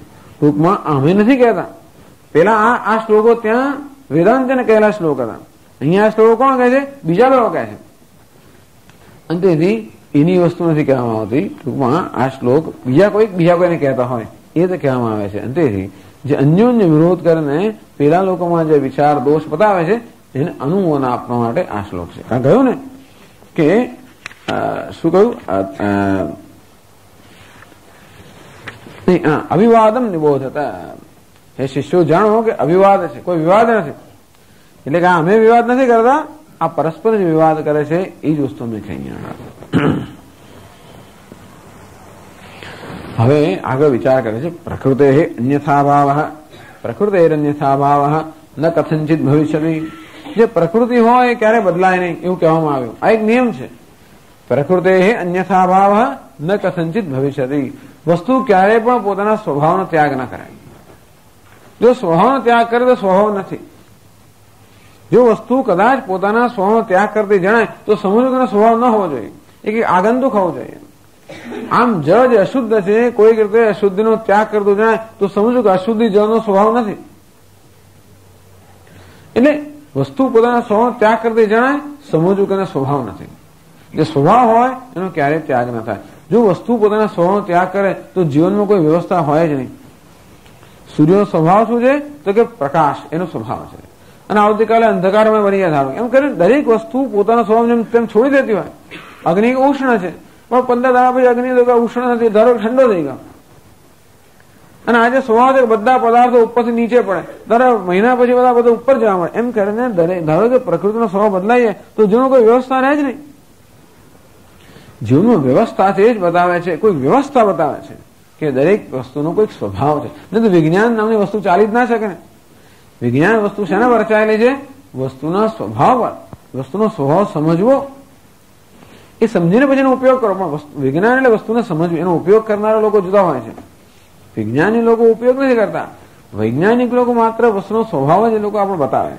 પછી પેલા ટેકનિશિયન લોકો, પછી પેલા પ્રેક્ટિકલ લોકો હોય કે હા હવે આ સમજ્યા આનું શું કરવું, એને કેવી રીતે આપણા પોતાના લાભ માટેનો ઉપયોગ કરવો, એમ કરીને એ માણસો વૈજ્ઞાનિકો નથી, એ જુદા લોકો છે, એ સંસારી લોકો છે. વૈજ્ઞાનિક લોકો તો સીધા સાદા જિજ્ઞાસુઓ છે. એટલે આવે છે કે વિજ્ઞાન આ બધું વિજ્ઞાન કોઈ દાડો આપણું નુકસાન કરે જ નહીં. વિજ્ઞાન તો હંમેશા આપણને જ્ઞાન આપે, અર્થાત જે વસ્તુ આપણે નથી જાણતા એ જણાવવું એ વિજ્ઞાનનું કામ છે, સમજાવવું. એ સમજનો ઉપયોગ શું કરવો એ નક્કી કરનારા પેલા પોલિટિશિયન સંસારી લોકો છે. અંતેથી એ સમજનો કોઈ રીતે ઉપયોગ કરીને કે દુરુપયોગ કરીને લાભ નુકસાન કરે છે. અને લોકો એમ માને છે કે વિજ્ઞાનને કારણે જ આ દુનિયામાં બધી જગ્યાએ આવો ત્રાસ ફેલાઈ ગયો છે. વિજ્ઞાન અણુબોમ્બ ઉત્પન્ન કર્યો અને વિજ્ઞાને નાશ કર્યો. વિજ્ઞાને તો અણુનો સ્વભાવ બતાવે અને અણુને કેવી રીતે વિભાજન કર્યો બતાવે. એ વિભાજનનો ઉપયોગ શું કરવો એ કરનારા લોકો જુદા છે. એ વૈજ્ઞાનિકો એ કહેવાય છે સંસારી લોકો છે. કેવી રીતે અણુનો ઉપયોગ કરીને આપણે લાભ લેવો. ટૂંકમાં વિજ્ઞાન આપણને જે સમજાવતું હોય એ જ્ઞાનનો લાભ કેમ લેવો અને કેમ બીજાને નુકસાન કરવું, આવું ચિંતન વૈજ્ઞાનિકો કરે છે. આવું કોણ કરે? આ તો સંસારી લોકો કરનારા હોય. એને પછી એટલે પછી ટેકનિશિયન લોકો આ જે સમજ્યા હોય એને પછી એમાંથી આવા સાધનો બનાવે અને એનો પછી ઉપયોગ, દુરુપયોગ, સદુપયોગ બધા કરતા હોય. પણ ટૂંકમાં વિજ્ઞાન એ શું છે? માત્ર પ્રકાશ કરનારી વસ્તુ છે. જ્ઞાન હંમેશા વસ્તુનો સ્વભાવનો પ્રકાશિત કરે. પણ એ વિજ્ઞાન શેના પર રચાયેલું છે? એ પ્રકારની માન્યતા પર કે આ જગતમાં કોઈ પ્રકારની સંવાદિતા છે. ભલે હજી આપણે શોધી ના કાઢી હોય, જેમ જેમ વિજ્ઞાન શોધ કરતું જાય છે તેમ તેમ વધારે વધારે ગૂંચવાડા જ ઉભા થતા જાય છે. રૂપમાં વસ્તુ વધારે વધારે ગૂંચવાતી જાય છે. અને છતાં વૈજ્ઞાનિકોને એક આંતરિક શ્રદ્ધા છે કે આ બધા ગૂંચવાડાની પાછળ કંઈક વ્યવસ્થા છે તો ખરી. રિયાલિટી કે સત્ય ક્યારેય ગૂંચવાડા ભર્યું ના હોય. The truth must be simple and beautiful. સત્ય હંમેશા સરળ અને સુંદર જ હોવું જોઈએ. આવી એક પ્રકારની આંતરિક કોઠા સૂઝ, એવી સૂઝ એમનામાં હોવાને કારણે આ બધી શોધખોળ ચાલે છે. એ લોકોને કંઈ પડી નથી કે આપણે શોધ્યું આ લોકો શું કરે છે, એનો એટમ બોમ્બ બનાવ્યો કે ફલાણો બોમ્બ બનાવ્યો કે એનું શું બનાવ્યું, એ માટે એ શોધ નથી કરતા. એ શા માટે શોધ કરે કે આ પદાર્થ શું વસ્તુ છે, બસ એને જાણવા માટે શોધ થાય છે. પણ એ શોધની પાછળ કયા પ્રકારની શ્રદ્ધા રહેલી છે કે આ બધાની પાછળ કંઈક વ્યવસ્થા છે. જો વસ્તુ પોતાના સ્વભાવને ત્યાગ કરતી હોય તો કોઈ વ્યવસ્થા ન હોઈ શકે. પરંતુ જીવનમાં વ્યવસ્થા આપણે જોઈએ છીએ કે વસ્તુ પોતાના સ્વભાવ પણ વર્તન કરતી હોય છે, એ જ બતાવે છે કે વ્યવસ્થા છે. અને તેથી વસ્તુનો કોઈક સ્વભાવ છે. જો કે વેદાંતના મતે એક જ વસ્તુ છે, અને બ્રહ્મ જે પોતાના સ્વભાવ ત્યાગ કરતો નથી. એમના મતમાં બીજું કોઈ વસ્તુ નથી, અને માટે બીજું કશું ત્યાગ દેખાતો એની જવાબદારી લોકો લેતા જ નથી. પણ એમના મતમાં એક જ વસ્તુ છે, અને તે બ્રહ્મ. એ ક્યારેય પોતાના સ્વભાવ ત્યાગ કરતી નથી. પણ વ્યવહારની અંદર પણ હમણાં બતાવશે કે વ્યવહારમાં પણ નિયમ લાગુ પડે છે કે વ્યવહારની અંદર પણ જે પદાર્થનો જે ધર્મ નિશ્ચિત થયો હોય એ વસ્તુ પોતાના સ્વભાવ ત્યાગ કરતી નથી. અગ્નિનો ધર્મ નિશ્ચિત હોય ઉષ્ણતા, એ ધર્મ જાળવી રાખે છે. સૂર્યનો ધર્મ નિશ્ચિત થયો પ્રકાશ, એ જાળવી રાખતું જણાય છે. અને તેથી વસ્તુ પોતાના સ્વભાવ ત્યાગ કરતી નથી. અને નહીતર વ્યવસ્થા જળવાઈ ન રહે. જીવનમાં વ્યવસ્થા છે એ બતાવે છે કે પદાર્થો પોતાના ધર્મને જાળવી રાખતા હોય છે. તો પ્રકૃતિરન્યથા ભાવ ન કથંચિત ઉત્તમ. ક્યારે પણ પ્રકૃતિનો અન્યથા ભાવ કે વસ્તુનો સ્વભાવ બદલાયું ક્યારે ના બને, એ જે કહેવું. તત્ર પ્રકૃતિ શબ્દાર્થમ કરે. એ પ્રકૃતિ શું વસ્તુ છે? તમે જે કહો છો કે પ્રકૃતિ પોતાનો સ્વભાવ ન બદલે, એ પ્રકૃતિનો અર્થ શું એ સમજાવે છે 9મા શ્લોકમાં.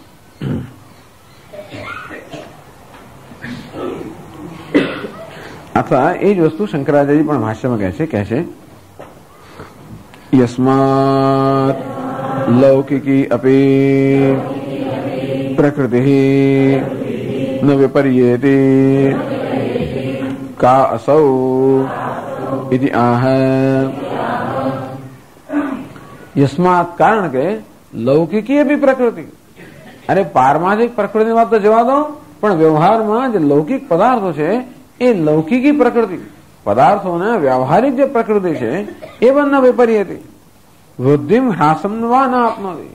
અર્થાત પ્રકૃતિમાં વૃદ્ધિ કે હ્રાસ એવું કંઈ થતું ના હોય એવું જે જણાય છે. તો એને કહે છે આનંદગીરી તસ્માત અજા અમૃત સ્વભાવ પ્રકૃતિ ન વિપર્યતી કેવું વક્તવ્ય. જયારે આ જન્મ પામેલા પદાર્થો પોતાની પ્રકૃતિનો ત્યાગ ન કરતા હોય તો અજન્મ અમૃત પરમ બ્રહ્મ છે એ પોતાની પ્રકૃતિનો ત્યાગ ન કરે. અમે તો કહેવાનું છું. તો બ્રહ્મ પોતાની પ્રકૃતિનો ત્યાગ ન કરે એનો અર્થ એ કે બ્રહ્મે ત્યાગ કર્યો જ નથી. એનો તો કે બ્રહ્મ સિવાય કશું છે જ નહીં. બ્રહ્મ જગત બની ગયો તો બ્રહ્મે પોતાની પ્રકૃતિનો ત્યાગ કર્યો કહેવાય. બ્રહ્મ જીવ બની ગયો તો એને પોતાની પ્રકૃતિનો ત્યાગ કર્યો કહેવાય. પણ જયારે વ્યવહારિક પદાર્થો પોતાની પ્રકૃતિનો ત્યાગ ન કરતા હોય તો બ્રહ્મ પોતાની પ્રકૃતિનો ત્યાગ ન કરે એમાં તો કહેવાનું શું હતું? તો તે જીવ કે જગત નામની કોઈ વસ્તુ નથી એવું એ સિદ્ધ થઈ ગયું. આ રોજ કહેવામાં આવે છે, ભલે ને આપણે માનતા હોય તો પણ કહેવામાં આવે છે. કેમ કે કોઈક એટલે કદાચ આપણે વિચારમાં પરિવર્તન આવે, કંઈક બીજી રીતે વિચારતા થઈએ. ભલે ને આ બધું 100 વાર કયા છતાં આપણે તો જે માનીએ છીએ જ માનવાના, આપણે જે રડીએ છીએ જ રડવાના, આપણે જે કરીએ છીએ જ કરવાના.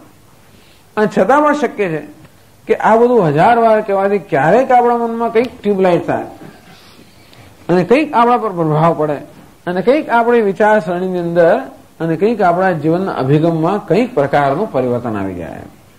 એટલે રોજ હેમરિંગ હેમરિંગ હેમરિંગ. એટલા માટે એકની એક જ વસ્તુ કહેવા હોય પહેલા શ્લોકમાંથી છેલ્લા શ્લોક સુધી.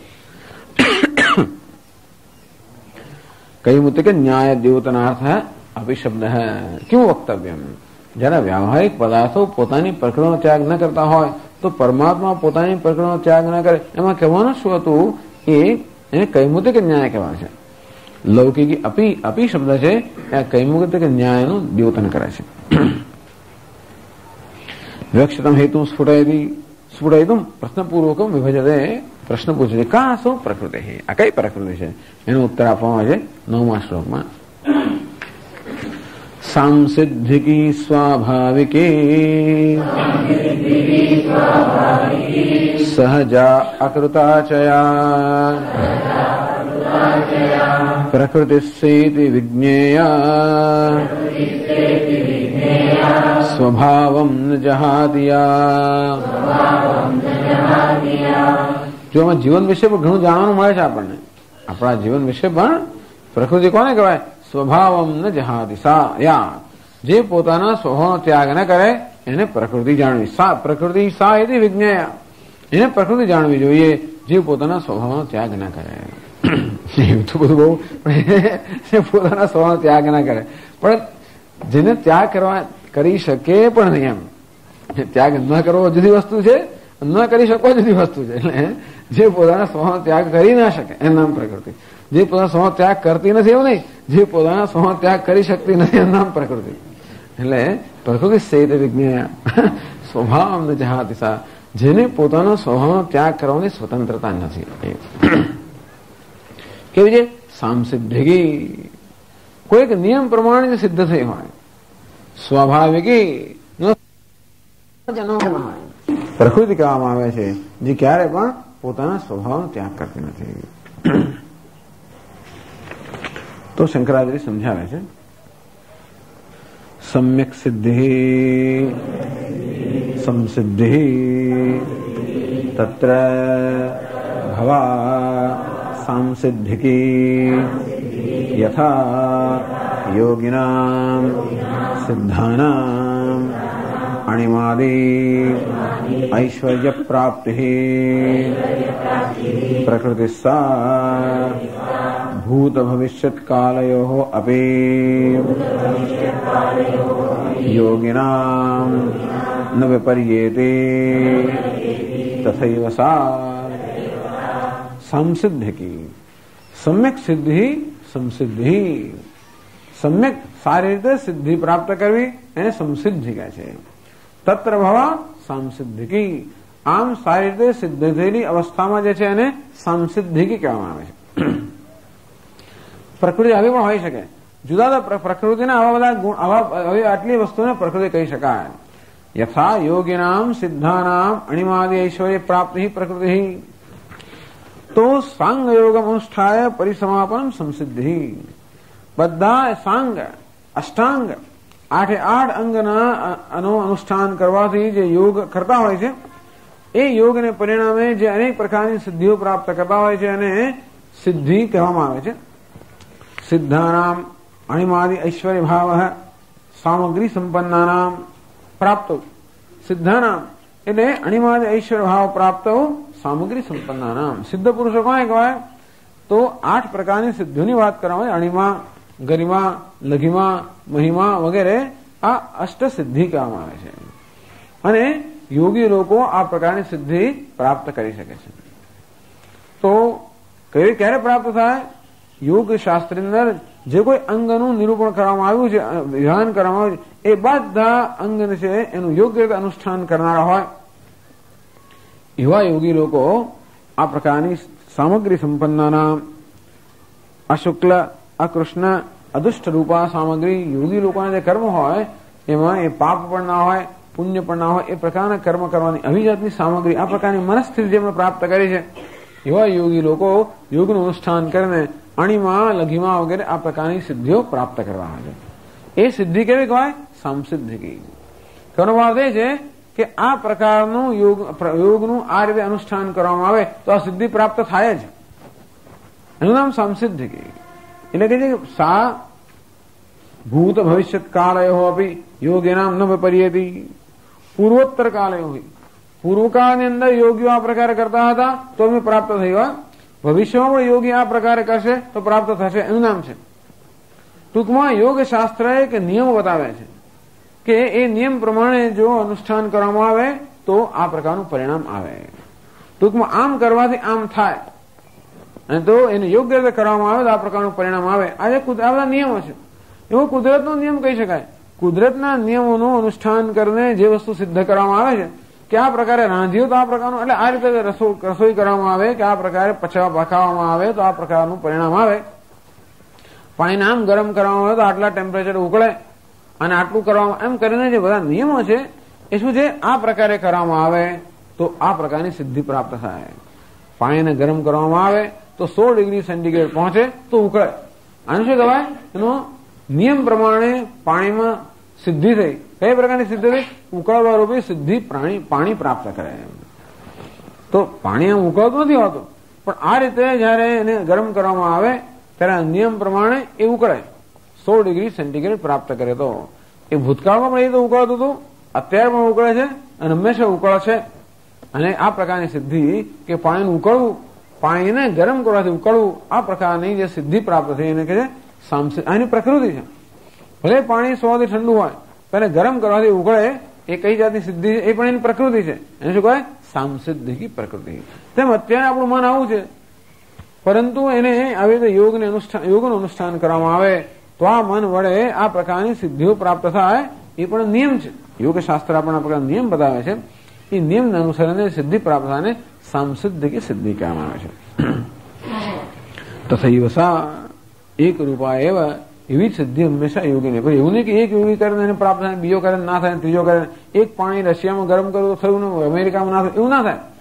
તથૈવ સા બધી જગ્યાએ આ વસ્તુ એ પ્રકારનો જે નિયમને અનુસરતી હોય છે એ પ્રકારની સિદ્ધિને સામસિદ્ધિ સિદ્ધિ કહે છે. પછી આગળ કહે છે તથા સ્વાભાવિકી દ્રવ્ય સ્વભાવતઃ એવ યથા અજ્ઞાદીનાં ઉષ્ણ પ્રકાશાદિલક્ષણાં સાપી ન કાલાંતરે વ્યભિચરતી દેશાંતરે ચ. આ સ્વાભાવિક પ્રકૃતિ દ્રવ્ય સ્વભાવતઃ એવ, દ્રવ્યનિષ્ઠ સ્વજનન અનુકૂળ સામર્થ્યજન્ય. દ્રવ્યનિષ્ઠ આ પ્રકારની જે અગ્નિમાં, અગ્નિ નામનું એક દ્રવ્ય છે, એની કયા પ્રકારની પ્રકૃતિ છે, ઉષ્ણતા. અગ્નિને ઉષ્ણ હોવા માટે પોતાના સિવાય બીજા કશા પર આવશ્યકતા નથી. એટલે દ્રવ્યનિષ્ઠ સ્વજનન અનુકૂળ સામર્થ્યજન્ય. આ અગ્નિની અંદર જ નિષ્ઠ રહેલી આ ઉષ્ણતા છે. એ અગ્નિના સામર્થ્યથી જ ઉષ્ણતા છે. ટૂંકમાં ઉષ્ણતા અગ્નિનો સ્વભાવ છે. આ પ્રકારની પ્રકૃતિને શું કહેવાય, સ્વાભાવિક પ્રકૃતિ. સૂર્યનો સ્વભાવ પ્રકાશ, અગ્નિનો સ્વભાવ ઉષ્ણતા, જળનો સ્વભાવ શીતળતા, પૃથ્વીનો સ્વભાવ ગંધ વગેરે વગેરે. આને શું કહેવાય, સ્વાભાવિક પ્રકૃતિ. દ્રવ્ય સ્વભાવતઃ એવ યથા અજ્ઞાદીનાં ઉષ્ણ પ્રકાશાદિ લક્ષણા સાપી ન કાલાંતરે વ્યભિચરતી. એવું નથી કે ભૂતકાળમાં અગ્નિ ઉષ્ણ હતો અને અત્યારે નથી વગેરે. દેશાંતર એવા કે હિન્દુસ્તાનમાં ઉષ્ણ છે ને રશિયામાં ના હોય એવું પણ નહીં. આમ સર્વ દેશમાં અને સર્વ કાળમાં વસ્તુ પોતાના સ્વભાવ પ્રમાણે વર્તતી હોય એને સ્વાભાવિક પ્રકૃતિ. સામસિદ્ધિ કે કરતા જુદા પ્રકારની છે. સામસિદ્ધિ નિયમ પ્રમાણે સિદ્ધ થાય. આ સ્વાભાવિક એટલે કોઈ નિયમ વગર એનો સ્વભાવ જ આવો હોય. અગ્નિ કેમ ઉષ્ણ છે, તો કે છે. પ્રકાશ કેમ, સૂર્ય કેમ પ્રકાશમાન છે, તો કે છે, સ્વભાવથી છે. પછી ત્રીજું તથા સહજા આત્મના સહૈવ જાતા યથા પક્ષાદીનાં આકાશગમનાદિલક્ષણા સહજ જન્મના સહજાયતે. સહજ આત્મના સહૈવ જાતા, પોતાની સાથે જન્મેલી, એનો સ્વભાવને પણ સાથે જન્મેલી. સ્વાશ્રય કારણજન્ય, પોતાના આશ્રયરૂપી કારણમાંથી જન્મેલી. યથા પક્ષાદીનામ આકાશગમનાદિ લક્ષણા. તો કે આ કઈ વેદાંતની ચર્ચા નથી, પણ આ તો આવે છે. એટલે પણ પક્ષીઓનો એક સ્વભાવ છે. પક્ષીની કઈ પ્રકૃતિ છે, આકાશમાં ગમન કરવું. એ શું છે, એ પક્ષી એનો આશ્રય છે. પક્ષીરૂપી આશ્રયમાં આ પ્રકારની પ્રકૃતિ છે, આકાશ ગમન કરવું વગેરે. એ પક્ષીનો સ્વભાવ ના કહેવાય. પક્ષીનો સ્વભાવ તો પક્ષીપણું છે, પણ એમાં આ પ્રકારની જુદી પછી આવી પ્રકારની પ્રકૃતિ પણ છે. પક્ષીપણા સાથે જન્મેલી. શું, તો કે આકાશમાં ગમન કરવાનું કહીએ. એને સહજા આત્મના સહૈવ જાતા કહેવામાં આવે છે. કે પક્ષી આકાશમાં ઉડે એવી જ પ્રકૃતિ તો ઉડ્યા જ કરવું જોઈએ. અગ્નિ ઉષ્ણ હોય એમ ક્યારે અહીં સ્વાભાવિક ક્યારે અગ્નિ ઉષ્ણ જ હોય એ સિવાય હોય જ ના શકે. સ્વાભાવિક પ્રકૃતિ કેવા કહેવાય કે અગ્નિનો ઉષ્ણ સિવાય સ્વતંત્ર ઉષ્ણ જ હોય. તો પક્ષી ઉડતું જેવો નિયમ નથી. તો પક્ષી ઉડી શકે છે એ શું છે? પક્ષી સાથે જન્મેલી પ્રકૃતિ છે. એટલે બીજું કોઈ ઉડી ના શકે પણ પક્ષી ઉડી શકે એ ઉડી શકવા રૂપી જે પ્રકૃતિ છે કેવી છે? સહજ કહેવામાં આવે છે, સ્વાભાવિક નથી. નહીં તો અગ્નિ તો ઉષ્ણ જ હોય, પક્ષી ઉડે એવું નથી પણ ઉડી શકે. પછી બીજી કઈ અકૃતા આગળ કહે છે અન્યાપી યા કાચિત અકૃતા કેનચિત ન કૃતા યથા અપામ નિમ્ન દેશ ગમનાદિ લક્ષણ. અન્યાપ્યા બીજી પણ કઈ પ્રકૃતિ અકૃતા ન કેનચિત કૃતા મૂળ કારણૈકજન્ય ન તો અવાંતર કારણજન્ય ઇત્યર્થઃ. તો માત્ર મૂળ કારણમાં જન્મેલી અવાંતર કાળ ન જન્મેલી એવી કોઈ કે ના ઉત્પન્ન કરેલી પ્રકૃતિ હોય. યથા અપામ નિમ્ન દેશ ગમનાદ લક્ષણા પ્રકૃતિ. જેમ જળનો સ્વભાવ છે કે હંમેશા નીચા પ્રદેશમાં જવું. જળ હંમેશા ઉપરથી ઉપરની સપાટીથી નીચેની સપાટી પર જાય આ પ્રકારનો જળનો સ્વભાવ છે. આ કઈ કહેવાય?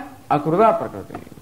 એનું જળ ગયા જ કરતું હોય પણ જળ હંમેશા ઉપરના સ્તરેથી નીચેના સપાટી ઉપરની સપાટીથી નીચેની સપાટી પર જાય.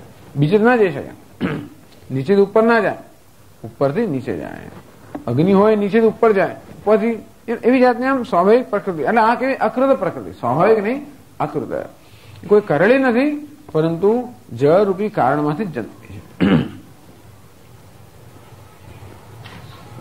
પછી આગળ કહે છે અન્યાપી યા કાચિત સ્વભાવમ ન જહાતિ સા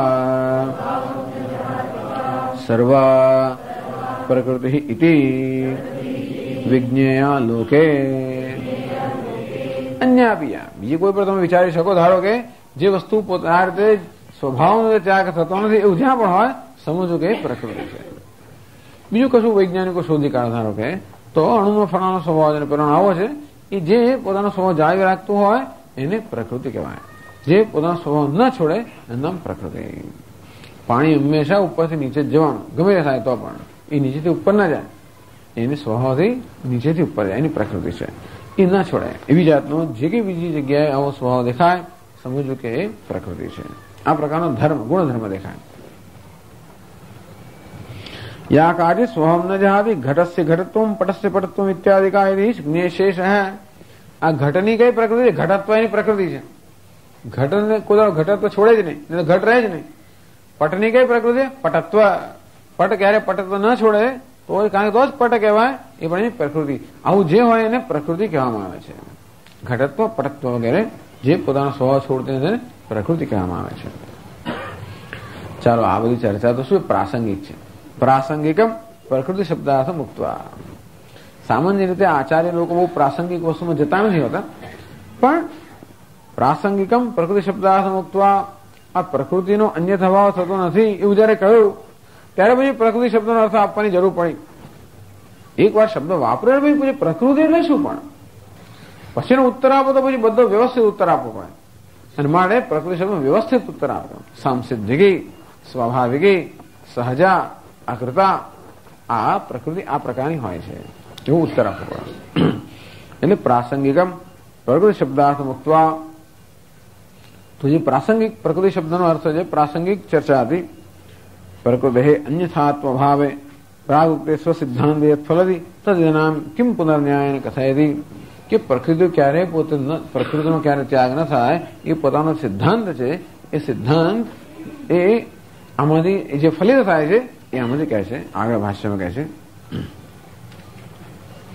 લોકે મિથ્યા કલ્પિતેષુ લૌકિકેષુ અપી વસ્તુષુ પ્રકૃતિ ન અન્યથા ભવતી કિમુત અજસ્વભાવેષુ પરમાર્થ વસ્તુષુ અમૃતત્વલક્ષણા પ્રકૃતિ ન અન્યથા ભવતી इत्यभिप्रायः। મિથ્યાકલ્પિતેષુ મિથ્યા જ્ઞાન તત્કલ્પિતેષુ, ટૂંકમાં અજ્ઞાનમાંથી કલ્પિત થયેલા બધા પદાર્થો છે. આ કઈ પદાર્થો પારમાર્થિક નથી. અગ્નિ હોય કે જળ હોય, આપણા પદાર્થો કહે છે મિથ્યાકલ્પિત પદાર્થો છે. એ જયારે પોતાની પ્રકૃતિનો ત્યાગ ન કરતા હોય. મિથ્યાકલ્પિતેષુ લૌકિકેષુ અપી વસ્તુષુ પ્રકૃતિ ન અન્યથા ભવતિ. આમ આવા લૌકિક પદાર્થો જે મિથ્યા જ્ઞાનથી કલ્પાયેલા છે એ પણ જયારે પોતાના સ્વભાવનો ત્યાગ ન કરતા હોય, કિમ વક્તવ્યમ, એને કહ્યું છે કિમ પુનર્વક્તવ્યમ. તો પછી કિમુદ અજ સ્વભાવેશુ પરમાર્થ વસ્તુષુ અમૃતત્વ લક્ષણા પ્રકૃતિ ન અન્યથા ભવતી. તો પરમાત્મા અજન્મા એ જેનો સ્વભાવ છે એ પોતાનો સ્વભાવ ન ત્યાગે, એમાં કહેવાનું શું હતું? અગ્નિ પોતાનો સ્વભાવ ત્યાગતો નથી તો પરમાત્મા કેવી ત્યાગ કરી શકે? પ્રકૃતિનો અન્યથા ભાવ ન થાય. અજન્મા છે, અજન્મા જ રહે એ કેમ જન્મી શકે વગેરે.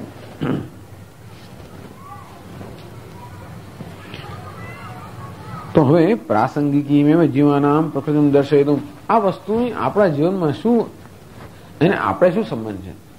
આ પ્રકૃતિને બધી ચર્ચા કરી એનો આપણે શું સંબંધ છે? તો કે સંબંધ છે એ બતાવે છે.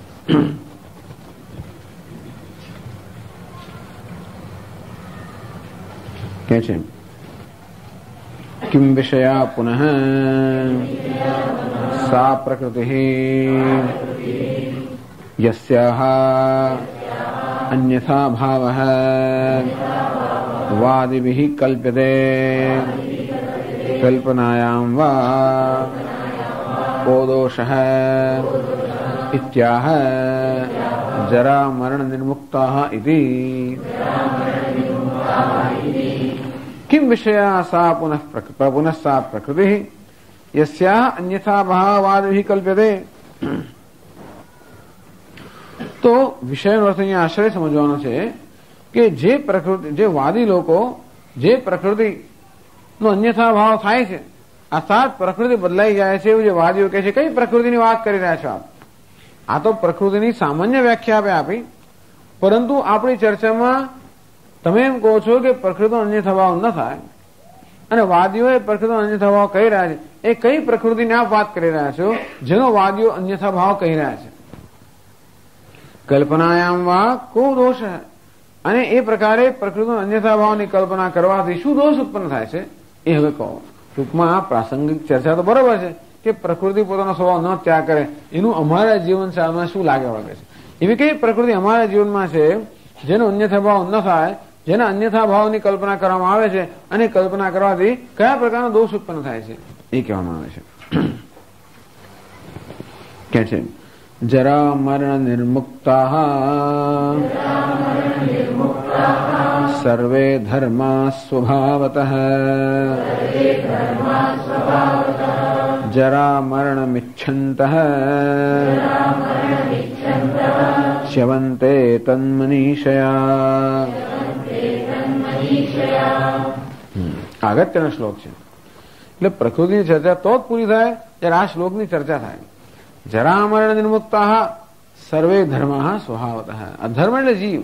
આ બધા જીવ સ્વભાવથી કેવા છે? જરા મરણ નિર્મુક્તાઃ. બધા જીવો ચૈતન્ય સ્વભાવથી જરા મૃત્યુ આ બધાથી મુક્ત છે. આ સ્વભાવ છે. આ પ્રકૃતિની વાત, જે પ્રકૃતિની વાત કરી, જે પ્રકૃતિમાં અમને રસ છે, કઈ પ્રકૃતિ? આ પ્રકૃતિ. કોની? જીવની. કઈ? તો કે જે જીવ કેવો છે? જરા મૃત્યુ વગેરે સર્વ વિકારથી રહિત છે એ પ્રકૃતિ. ચાલો, એના વિશે લોકો અન્યથા કલ્પના કરે છે. આ પ્રકૃતિનો અન્યથા ભાવ લોકો કલ્પે છે. શી રીતે? જરા મરણમિચ્છन्तઃ. અને છતાં ઘણા લોકો એમ જીવનું જન્મ થયો, જીવનું મૃત્યુ થયું, આ પ્રકારની કલ્પના કરનાર છે.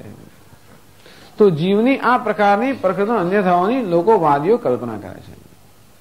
એમાં શું દોષ છે? ચ્યવન્તે તન્મનીષયા. આ પ્રકારની કલ્પના કરવાથી એ લોકો તન્મનીષયા આ પ્રકારની સતત ભાવના કરીને ચ્યવન્તે પોતાના સ્વરૂપથી ચ્યુત થઈ જાય છે. આમ જીવનો સ્વભાવ કયો છે? જરા મરણ રાહિત્ય. છતાં હું જરાવાન છું, મર્દ છું એમ વિચાર કરીને માણસો પોતાના એ સ્વરૂપથી ચ્યુત થઈને જાણે કે જરા મરણવાન ન બની જતા હોય. આ મનીષાથી આટલું બધું થાય છે. મનીષા અર્થાત એ પ્રકારની સતત ભાવના કરવી, સતત એ પ્રકારના વિચારનું પુનરાવર્તન કરવું, એમ કરીને જે વસ્તુ નથી એ જાણે કે ન થઈ જતી હોય. એનું નામ સંસાર. એટલે સંસારનું સ્વરૂપ સમજાવે છે.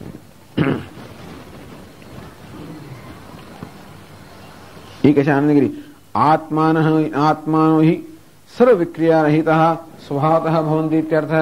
બધા આત્માને આખો દાડો કહે છે. આત્માને એ ખાલી ઉપાધિને માટે કહે છે. આત્મા જ આત્મા કે ચૈતન્ય સ્વભાવથી જન્મ મૃત્યુ શું કોઈ પ્રકારના વિકારથી રહિત છે. કારણ સરળ છે. બધા વિકારો જેના વડે પ્રકાશિત થાય છે પ્રકાશક સર્વ વિકારથી રહિત હોવો જોઈએ. એક નિયમ એવો છે કે પ્રકાશક હંમેશા પ્રકાશ્ય પદાર્થના ધર્મથી અલિપ્ત હોય. તો આ પ્રકાશ જે છે આ બધા રૂપ રંગને પ્રકાશિત કરે છે. એ ત્યારે જ કરી શકે જયારે પ્રકાશનો ધર્મ રૂપ રંગ ના હોય ત્યારે, અથવા તો જેને પ્રકાશિત કરે છે એને રૂપ રંગથી આ પ્રકાશ રંગાઈ જતો નથી. તો જે બધા વિકારો હોય, ધારો કે જન્મ, મૃત્યુ, વ્યાધિ, આ બધા જે વિકારો છે એ બધા વિકારોનું આપણે જ્ઞાન છે કે નહીં? સભાનતા છે કે નહીં? તો છે. એ ક્યારે સભાનતા હોય? જ્યારે એ બધા વિકારોને પ્રકાશિત કરનારો કોઈ પ્રકાશ હોય ત્યારે. તો કે હા, કયો પ્રકાશ છે? તો કે ચૈતન્ય, સંવિત કે ચૈતન્ય. તો ચૈતન્ય જે આ બધા વિકારોને પ્રકાશિત કરે છે એ તો પ્રકાશ સમાન છે. આ બધા વિકારોથી નિર્લેપ હોવો જ જોઈએ, નહીં તેને પ્રકાશિત ના કરી શકે. હંમેશા પ્રકાશ કોને પ્રકાશિત કરી શકે? પોતાને અન્ય વિષયને પ્રકાશિત કરી શકે. જેથી આ ફૂલ કે પેન કે આ બધા વિષયો જે પ્રકાશથી પ્રકાશિત થાય છે એ પ્રકાશ કરતા ભિન્ન હોવા જોઈએ. સંબિત શું છે? હંમેશા ભિન્ન હોય. અને તેથી શબ્દ સ્પર્શાદય એ બધા વિષયો જે કેવા છે? ભિદ્યંતે. સતત આખા જાગ્રત અવસ્થામાં, સ્વપ્ન અવસ્થામાં, બધી અવસ્થામાં એ બધા ભિન્ન ભિન્ન હોય છે. અને છતાં પણ એમને પ્રકાશિત કરનાર સંબિત એમનાથી ભિન્ન છે અને એક છે, આમ કહેવામાં આવે. અને તેથી સંબિત કે ચેતના કે આત્મા જે આ બધા વિકારોને પ્રકાશિત કરે છે એ એમનાથી ભિન્ન હોવો જોઈએ અને જોડે જોડે એમનાથી અલિપ્ત હોવો જોઈએ. એટલે જ કહીએ છીએ કે આ ચૈતન્ય જે છે, જે સર્વ અવભાષક છે, એ આ બધા વિકારોથી રહિત છે સ્વભાવતઃ. જેમ પ્રકાશ બધા વિકારોથી રહિત છે, બધા રંગથી રહિત છે, બધા આકારથી રહિત છે, અને તો જ આકાર, વિકાર, રંગ વગેરેને પ્રકાશિત કરી શકે. તેષામ ઉક્ત પ્રકૃતિ અન્યથાત્વે કા ક્ષતિ. તો આવું ધારો કે આત્માની આ પ્રકારની પ્રકૃતિ હોય કે જન્મ મૃત્યુ કશો વિકાર ન હોય તો લોકો એને જન્મ મૃત્યુની કલ્પના કરે તો શું વાંધો છે? એને કઈ સહી થઈ જવાનું નથી જ ને. તો કે આત્માને કશું થતું નથી અને છતાંય થાય છે. તો જો ભાષ્યમાં સમજાવે છે, જરા મરણાદિ સર્વ વિક્રિયા વર્જિતા ઇત્યર્થઃ કે સર્વે ધર્માઃ સર્વે આત્માનઃ ઇત્યેતત સ્વભાવતઃ પ્રકૃતિતઃ જરા મરણ નિર્મુક્તા સર્વે ધર્મા સ્વભાવતઃ. પહેલો પ્રશ્ન એ પૂછ્યો કે કઈ પ્રકૃતિના વાત કરી રહ્યા છો? એનો ઉત્તર પહેલી પંક્તિમાં આપ્યો કે સ્વભાવતઃ સર્વે ધર્મા જરા મરણ નિર્મુક્તા. સ્વભાવ એટલે સ્વરૂપતઃ, પોતાના સ્વરૂપથી આ બધા આત્મા તો કે જરા મરણાદિ સર્વ વિક્રિયા વર્જિતા, જન્મ મૃત્યુ વગેરે બધી વિક્રિયાઓથી રહિત છે. કોણ? સર્વે ધર્મા, બધા ધર્મ એટલે બધા આત્મા. એમનો સ્વભાવતઃ પ્રકૃતિ સ્વરૂપતઃ, એના સ્વરૂપથી બધા ચૈતન્ય આત્મા તો કે જન્મ મૃત્યુથી રહિત છે. આ પૂર્વાર્ધથી આ પહેલા પ્રશ્ન ઉત્તર આપ્યો. તત્ર પૂર્વાર્ધમ ઉત્તરત્વેન વ્યાકરોતિ. પહેલો પ્રશ્ન કયો હતો? કિમ વિષયા પુનઃ સા પ્રકૃતિ. એનો ઉત્તર આપ્યો પહેલા પૂર્વાર્ધમાં. કલ્પનાયામ વા કો દોષ. એનો ઉત્તર આપે છે ઉત્તરાર્ધમાં બીજી પંક્તિમાં.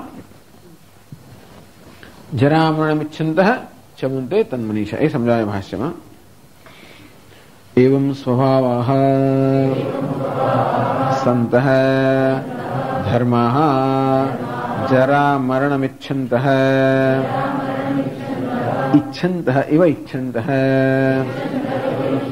રજ્વામ ઇવ સર્વમ આત્મનિ કલ્પયन्तઃ ચ્યવન્તે સ્વભાવતઃ ચલન્તિ ઇત્યર્થઃ. તન્મનીષયા જરા મરણ ચિંતયા તદ્ભાવભાવિતત્વ तद्दोषेण इत्यर्थः। एवं स्वभावः संतः धर्मः।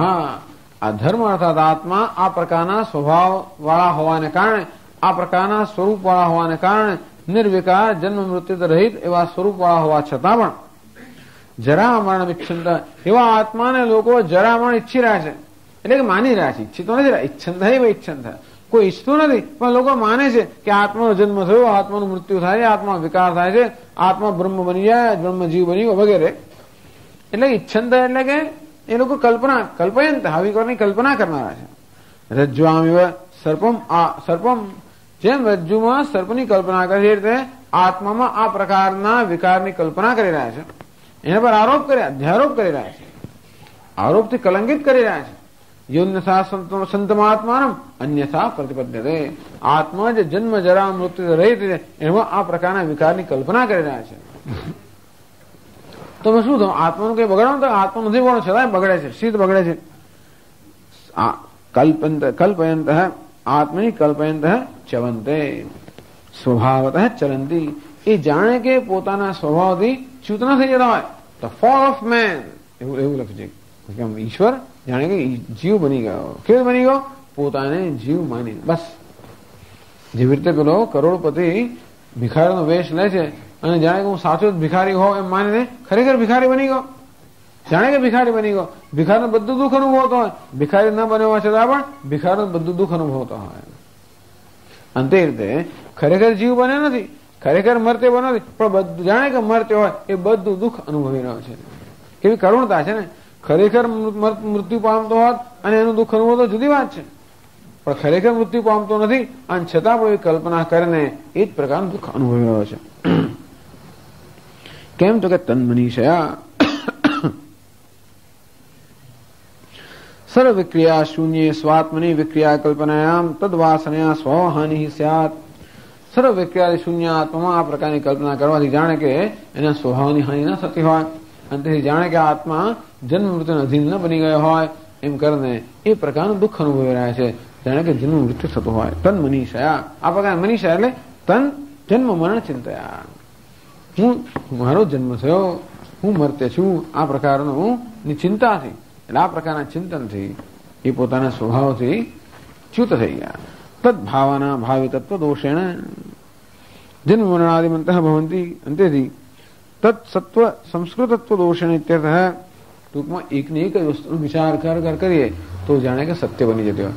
અનાદિકાળથી આ માણસ વિચારતો આવે છે હું મર્ત્ય છું, હું જાત છું, મર્ત્ય છું વગેરે વગેરે, જીવ છું એમ કરીને એ વસ્તુ સત્ય બની ગઈ છે. ટૂંકમાં થયું છે શું? જે ખરેખર છે નહીં, જે કલ્પના છે એ કલ્પનાને પણ સતત કરવાથી એ સત્ય બની ગઈ. અંતેથી એ માણસ આ બધા દોષથી પીડાય છે. એટલે આમાં કહ્યું કે આ જીવ ભાવ શું છે? એ કલ્પના છે, એનું કારણ નથી અને છતાં પણ જીવ ભાવથી પીડાય છે. ઓકે.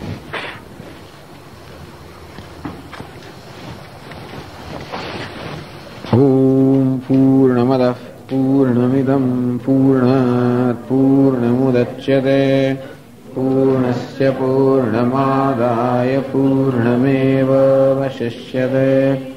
ઓમ શાંતિ શાંતિ શાંતિ. શંકરં શંકરાચાર્યં કેશવં બાદરાયણં સૂત્રભાષ્યકૃતૌ વંદે ભગવन्तौ પુનઃ પુનઃ. ઈશ્વરો ગુરુરાત્મેતિ મૂર્તિભેદવિભાગિને વ્યોમવદ્વ્યાપ્તદેહાય દક્ષિણામૂર્તયે નમઃ. ઓમ શાંતિ શાંતિ શાંતિ. હરિ ઓમ શ્રી ગુરુભ્યો નમઃ. હરિ ઓમ. ઓમ ભદ્રં કર્ણેભિઃ શૃણુયામ દેવાઃ ભદ્રં પશ્યેમાક્ષભિર્યજત્રાઃ સ્થિરૈરङ्गैस्तुष्ट्वागुंसस्तनूभिः यशेम देवहितं यदायुः. स्वस्ति न इन्द्रो वृद्धश्रवाः स्वस्ति नः पूषा विश्ववेदाः स्वस्ति नस्तार्क्ष्यो अरिष्टनेमिः स्वस्ति नो बृहस्पतिर्दधातु ॐ शान्ति शान्ति शान्तिः ॐ यो ब्रह्माणं विदधाति पूर्वं यो वै वेदांश्च प्रहिणोति तस्मै तन्मदेवमात्मबुद्धिप्रकाशम् मुमुक्षुर्वै शरणमहं प्रपद्ये ॐ शान्ति शान्ति शान्तिः ॐ नमो ब्रह्मादिभ्यो ब्रह्मविद्या सम्प्रदायकर्तृभ्यो वंशर्षिभ्यो महद्भ्यो नमो गुरुभ्यः सर्वोपप्लवरहितः प्रज्ञानघनः प्रत्यगर्थो ब्रह्मैवाहमस्मि ब्रह्मैवाहमस्मि ॐ नारायणं पद्मभवं वसिष्ठं शक्तिं च तत्पुत्रपराशरं च व्यासं शुकं गौडपदं महान्तं गोविन्दयो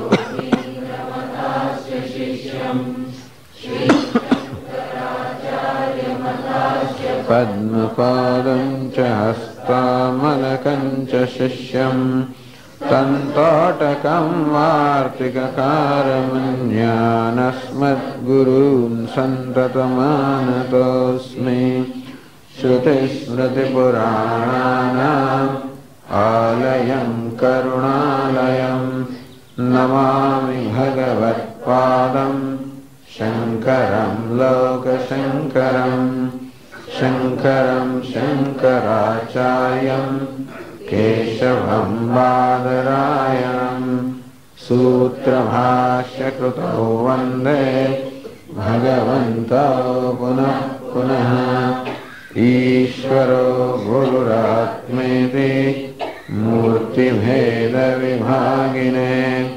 व्योमवद्व्याप्तदेहाय दक्षिणामूर्तये नमः प्रज्ञानां सुप्रतानै स्थिरचरनिकरव्यापिवेदान् भुक्त्वा भोगान् स्तविष्ठान् पुनरभिधिषणोत् भासितान् कामजन्यान् पीत्वा सर्वान् विशेषान् स्वपिति मधुरभुक् मायया भोजयन्नः माया संख्यातुरीयं परममृतमजं ब्रह्म यत्तन्नतोऽस्मि यो विश्वात्मा विधिज विषयान् भोगान् स्तविष्ठान् पश्चाच्चान्यान्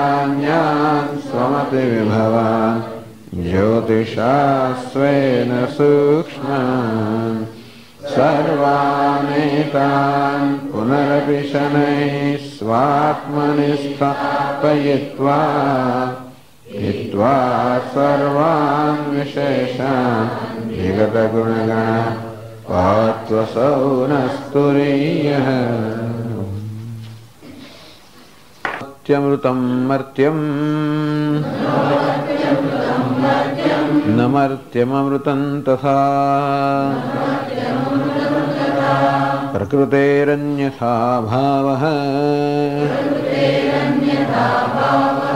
न कथञ्चित् भविष्यति स्वभावेनामृतो यस्य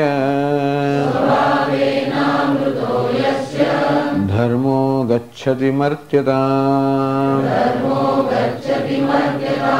कृतकेनामृतस्तस्य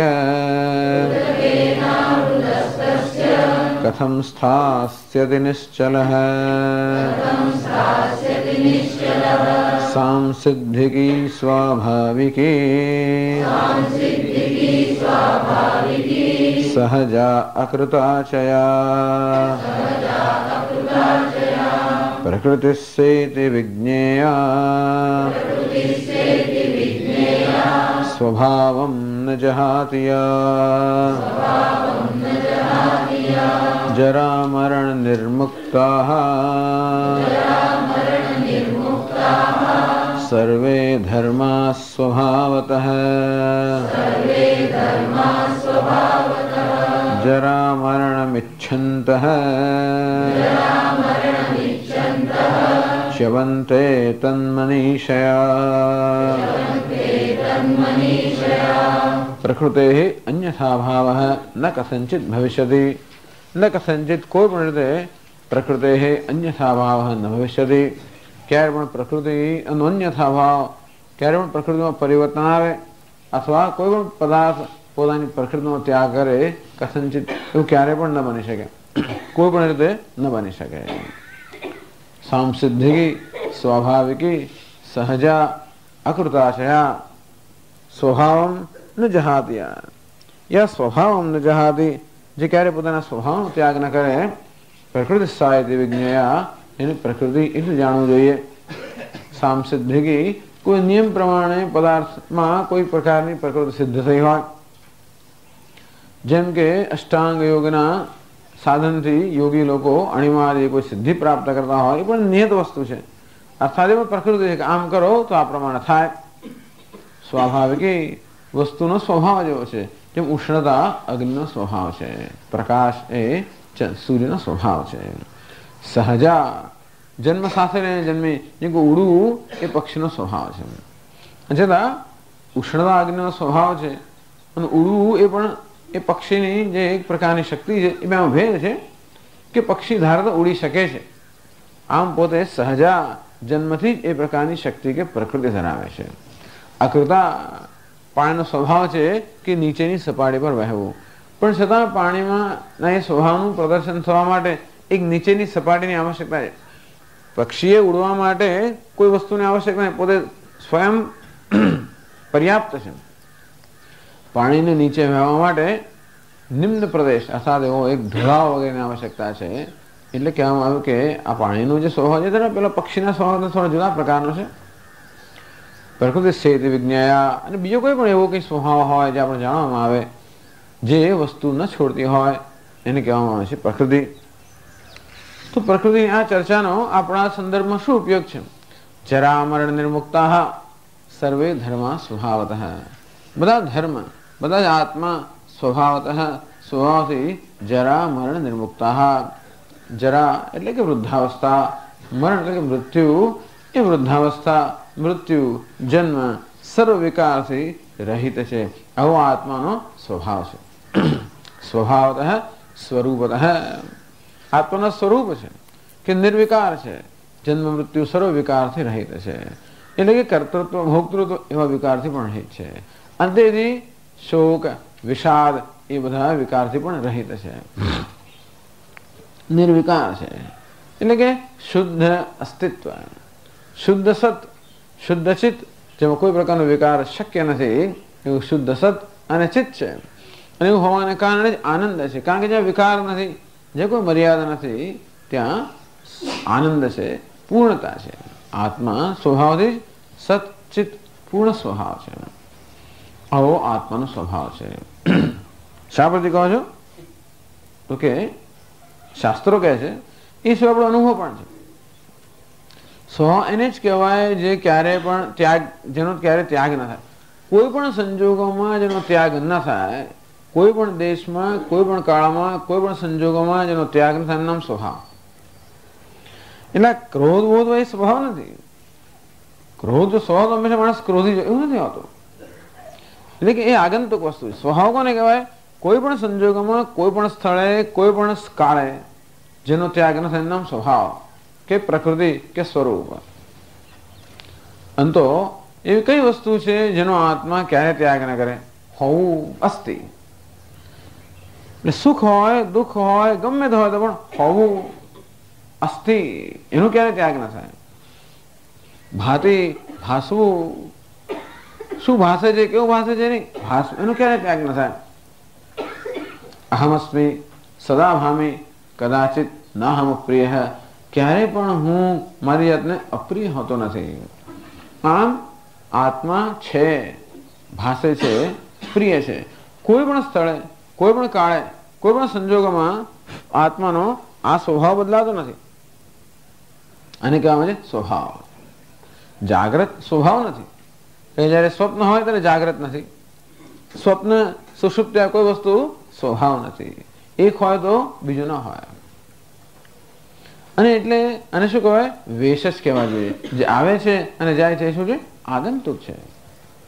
બાલ્યાદિષુ અપી જાગ્રતાદિષુ સર્વાસુ અવસ્થાસુ અપી વ્યાવૃત્તાસુ અનુવર્તમાનમ.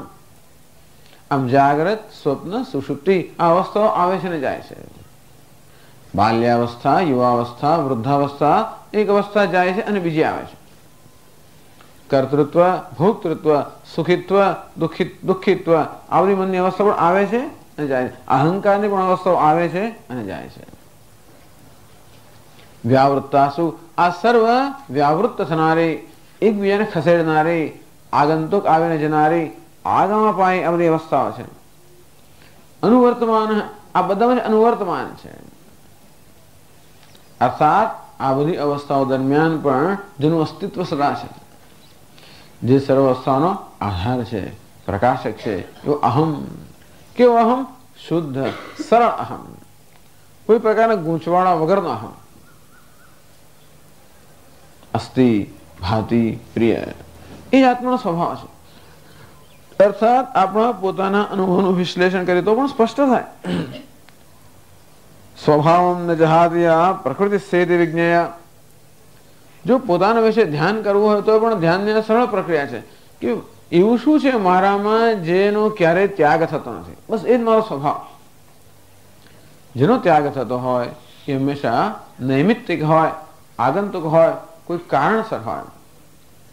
જે નિર્નિમિત્ત છે, કારણ વગર છે, જેને હોવાનું કોઈ કારણ નથી. અગ્નિ ઉષ્ણ છે એનું શું કારણ? સૂર્ય પ્રકાશમાં છે શું કારણ? જેનું કોઈ કારણ ના હોય. અંતે રીતે હું છું શા માટે છું? હું ભાસું છું તો કે ભાસું છું. હું પ્રિય છું તો કે શું? જે હોવા માટે કોઈ કારણ નથી. એને કહેવામાં છે સ્વરૂપ. આવું જ આત્માનું સીધું સાદું સ્વરૂપ છે. આ અસ્થિ ભાતિ પ્રિયનો જન્મ પણ નથી, એમાં કોઈ વિકાર પણ નથી, વૃદ્ધાવસ્થા પણ નથી, મૃત્યુ પણ નથી. જરા મરણ નિર્મુક્તા સર્વે ધર્મ સ્વભાવતઃ. આત્માનો આ સ્વભાવ છે. જરા મૃત્યુ સર્વ વિકારથી રહિત.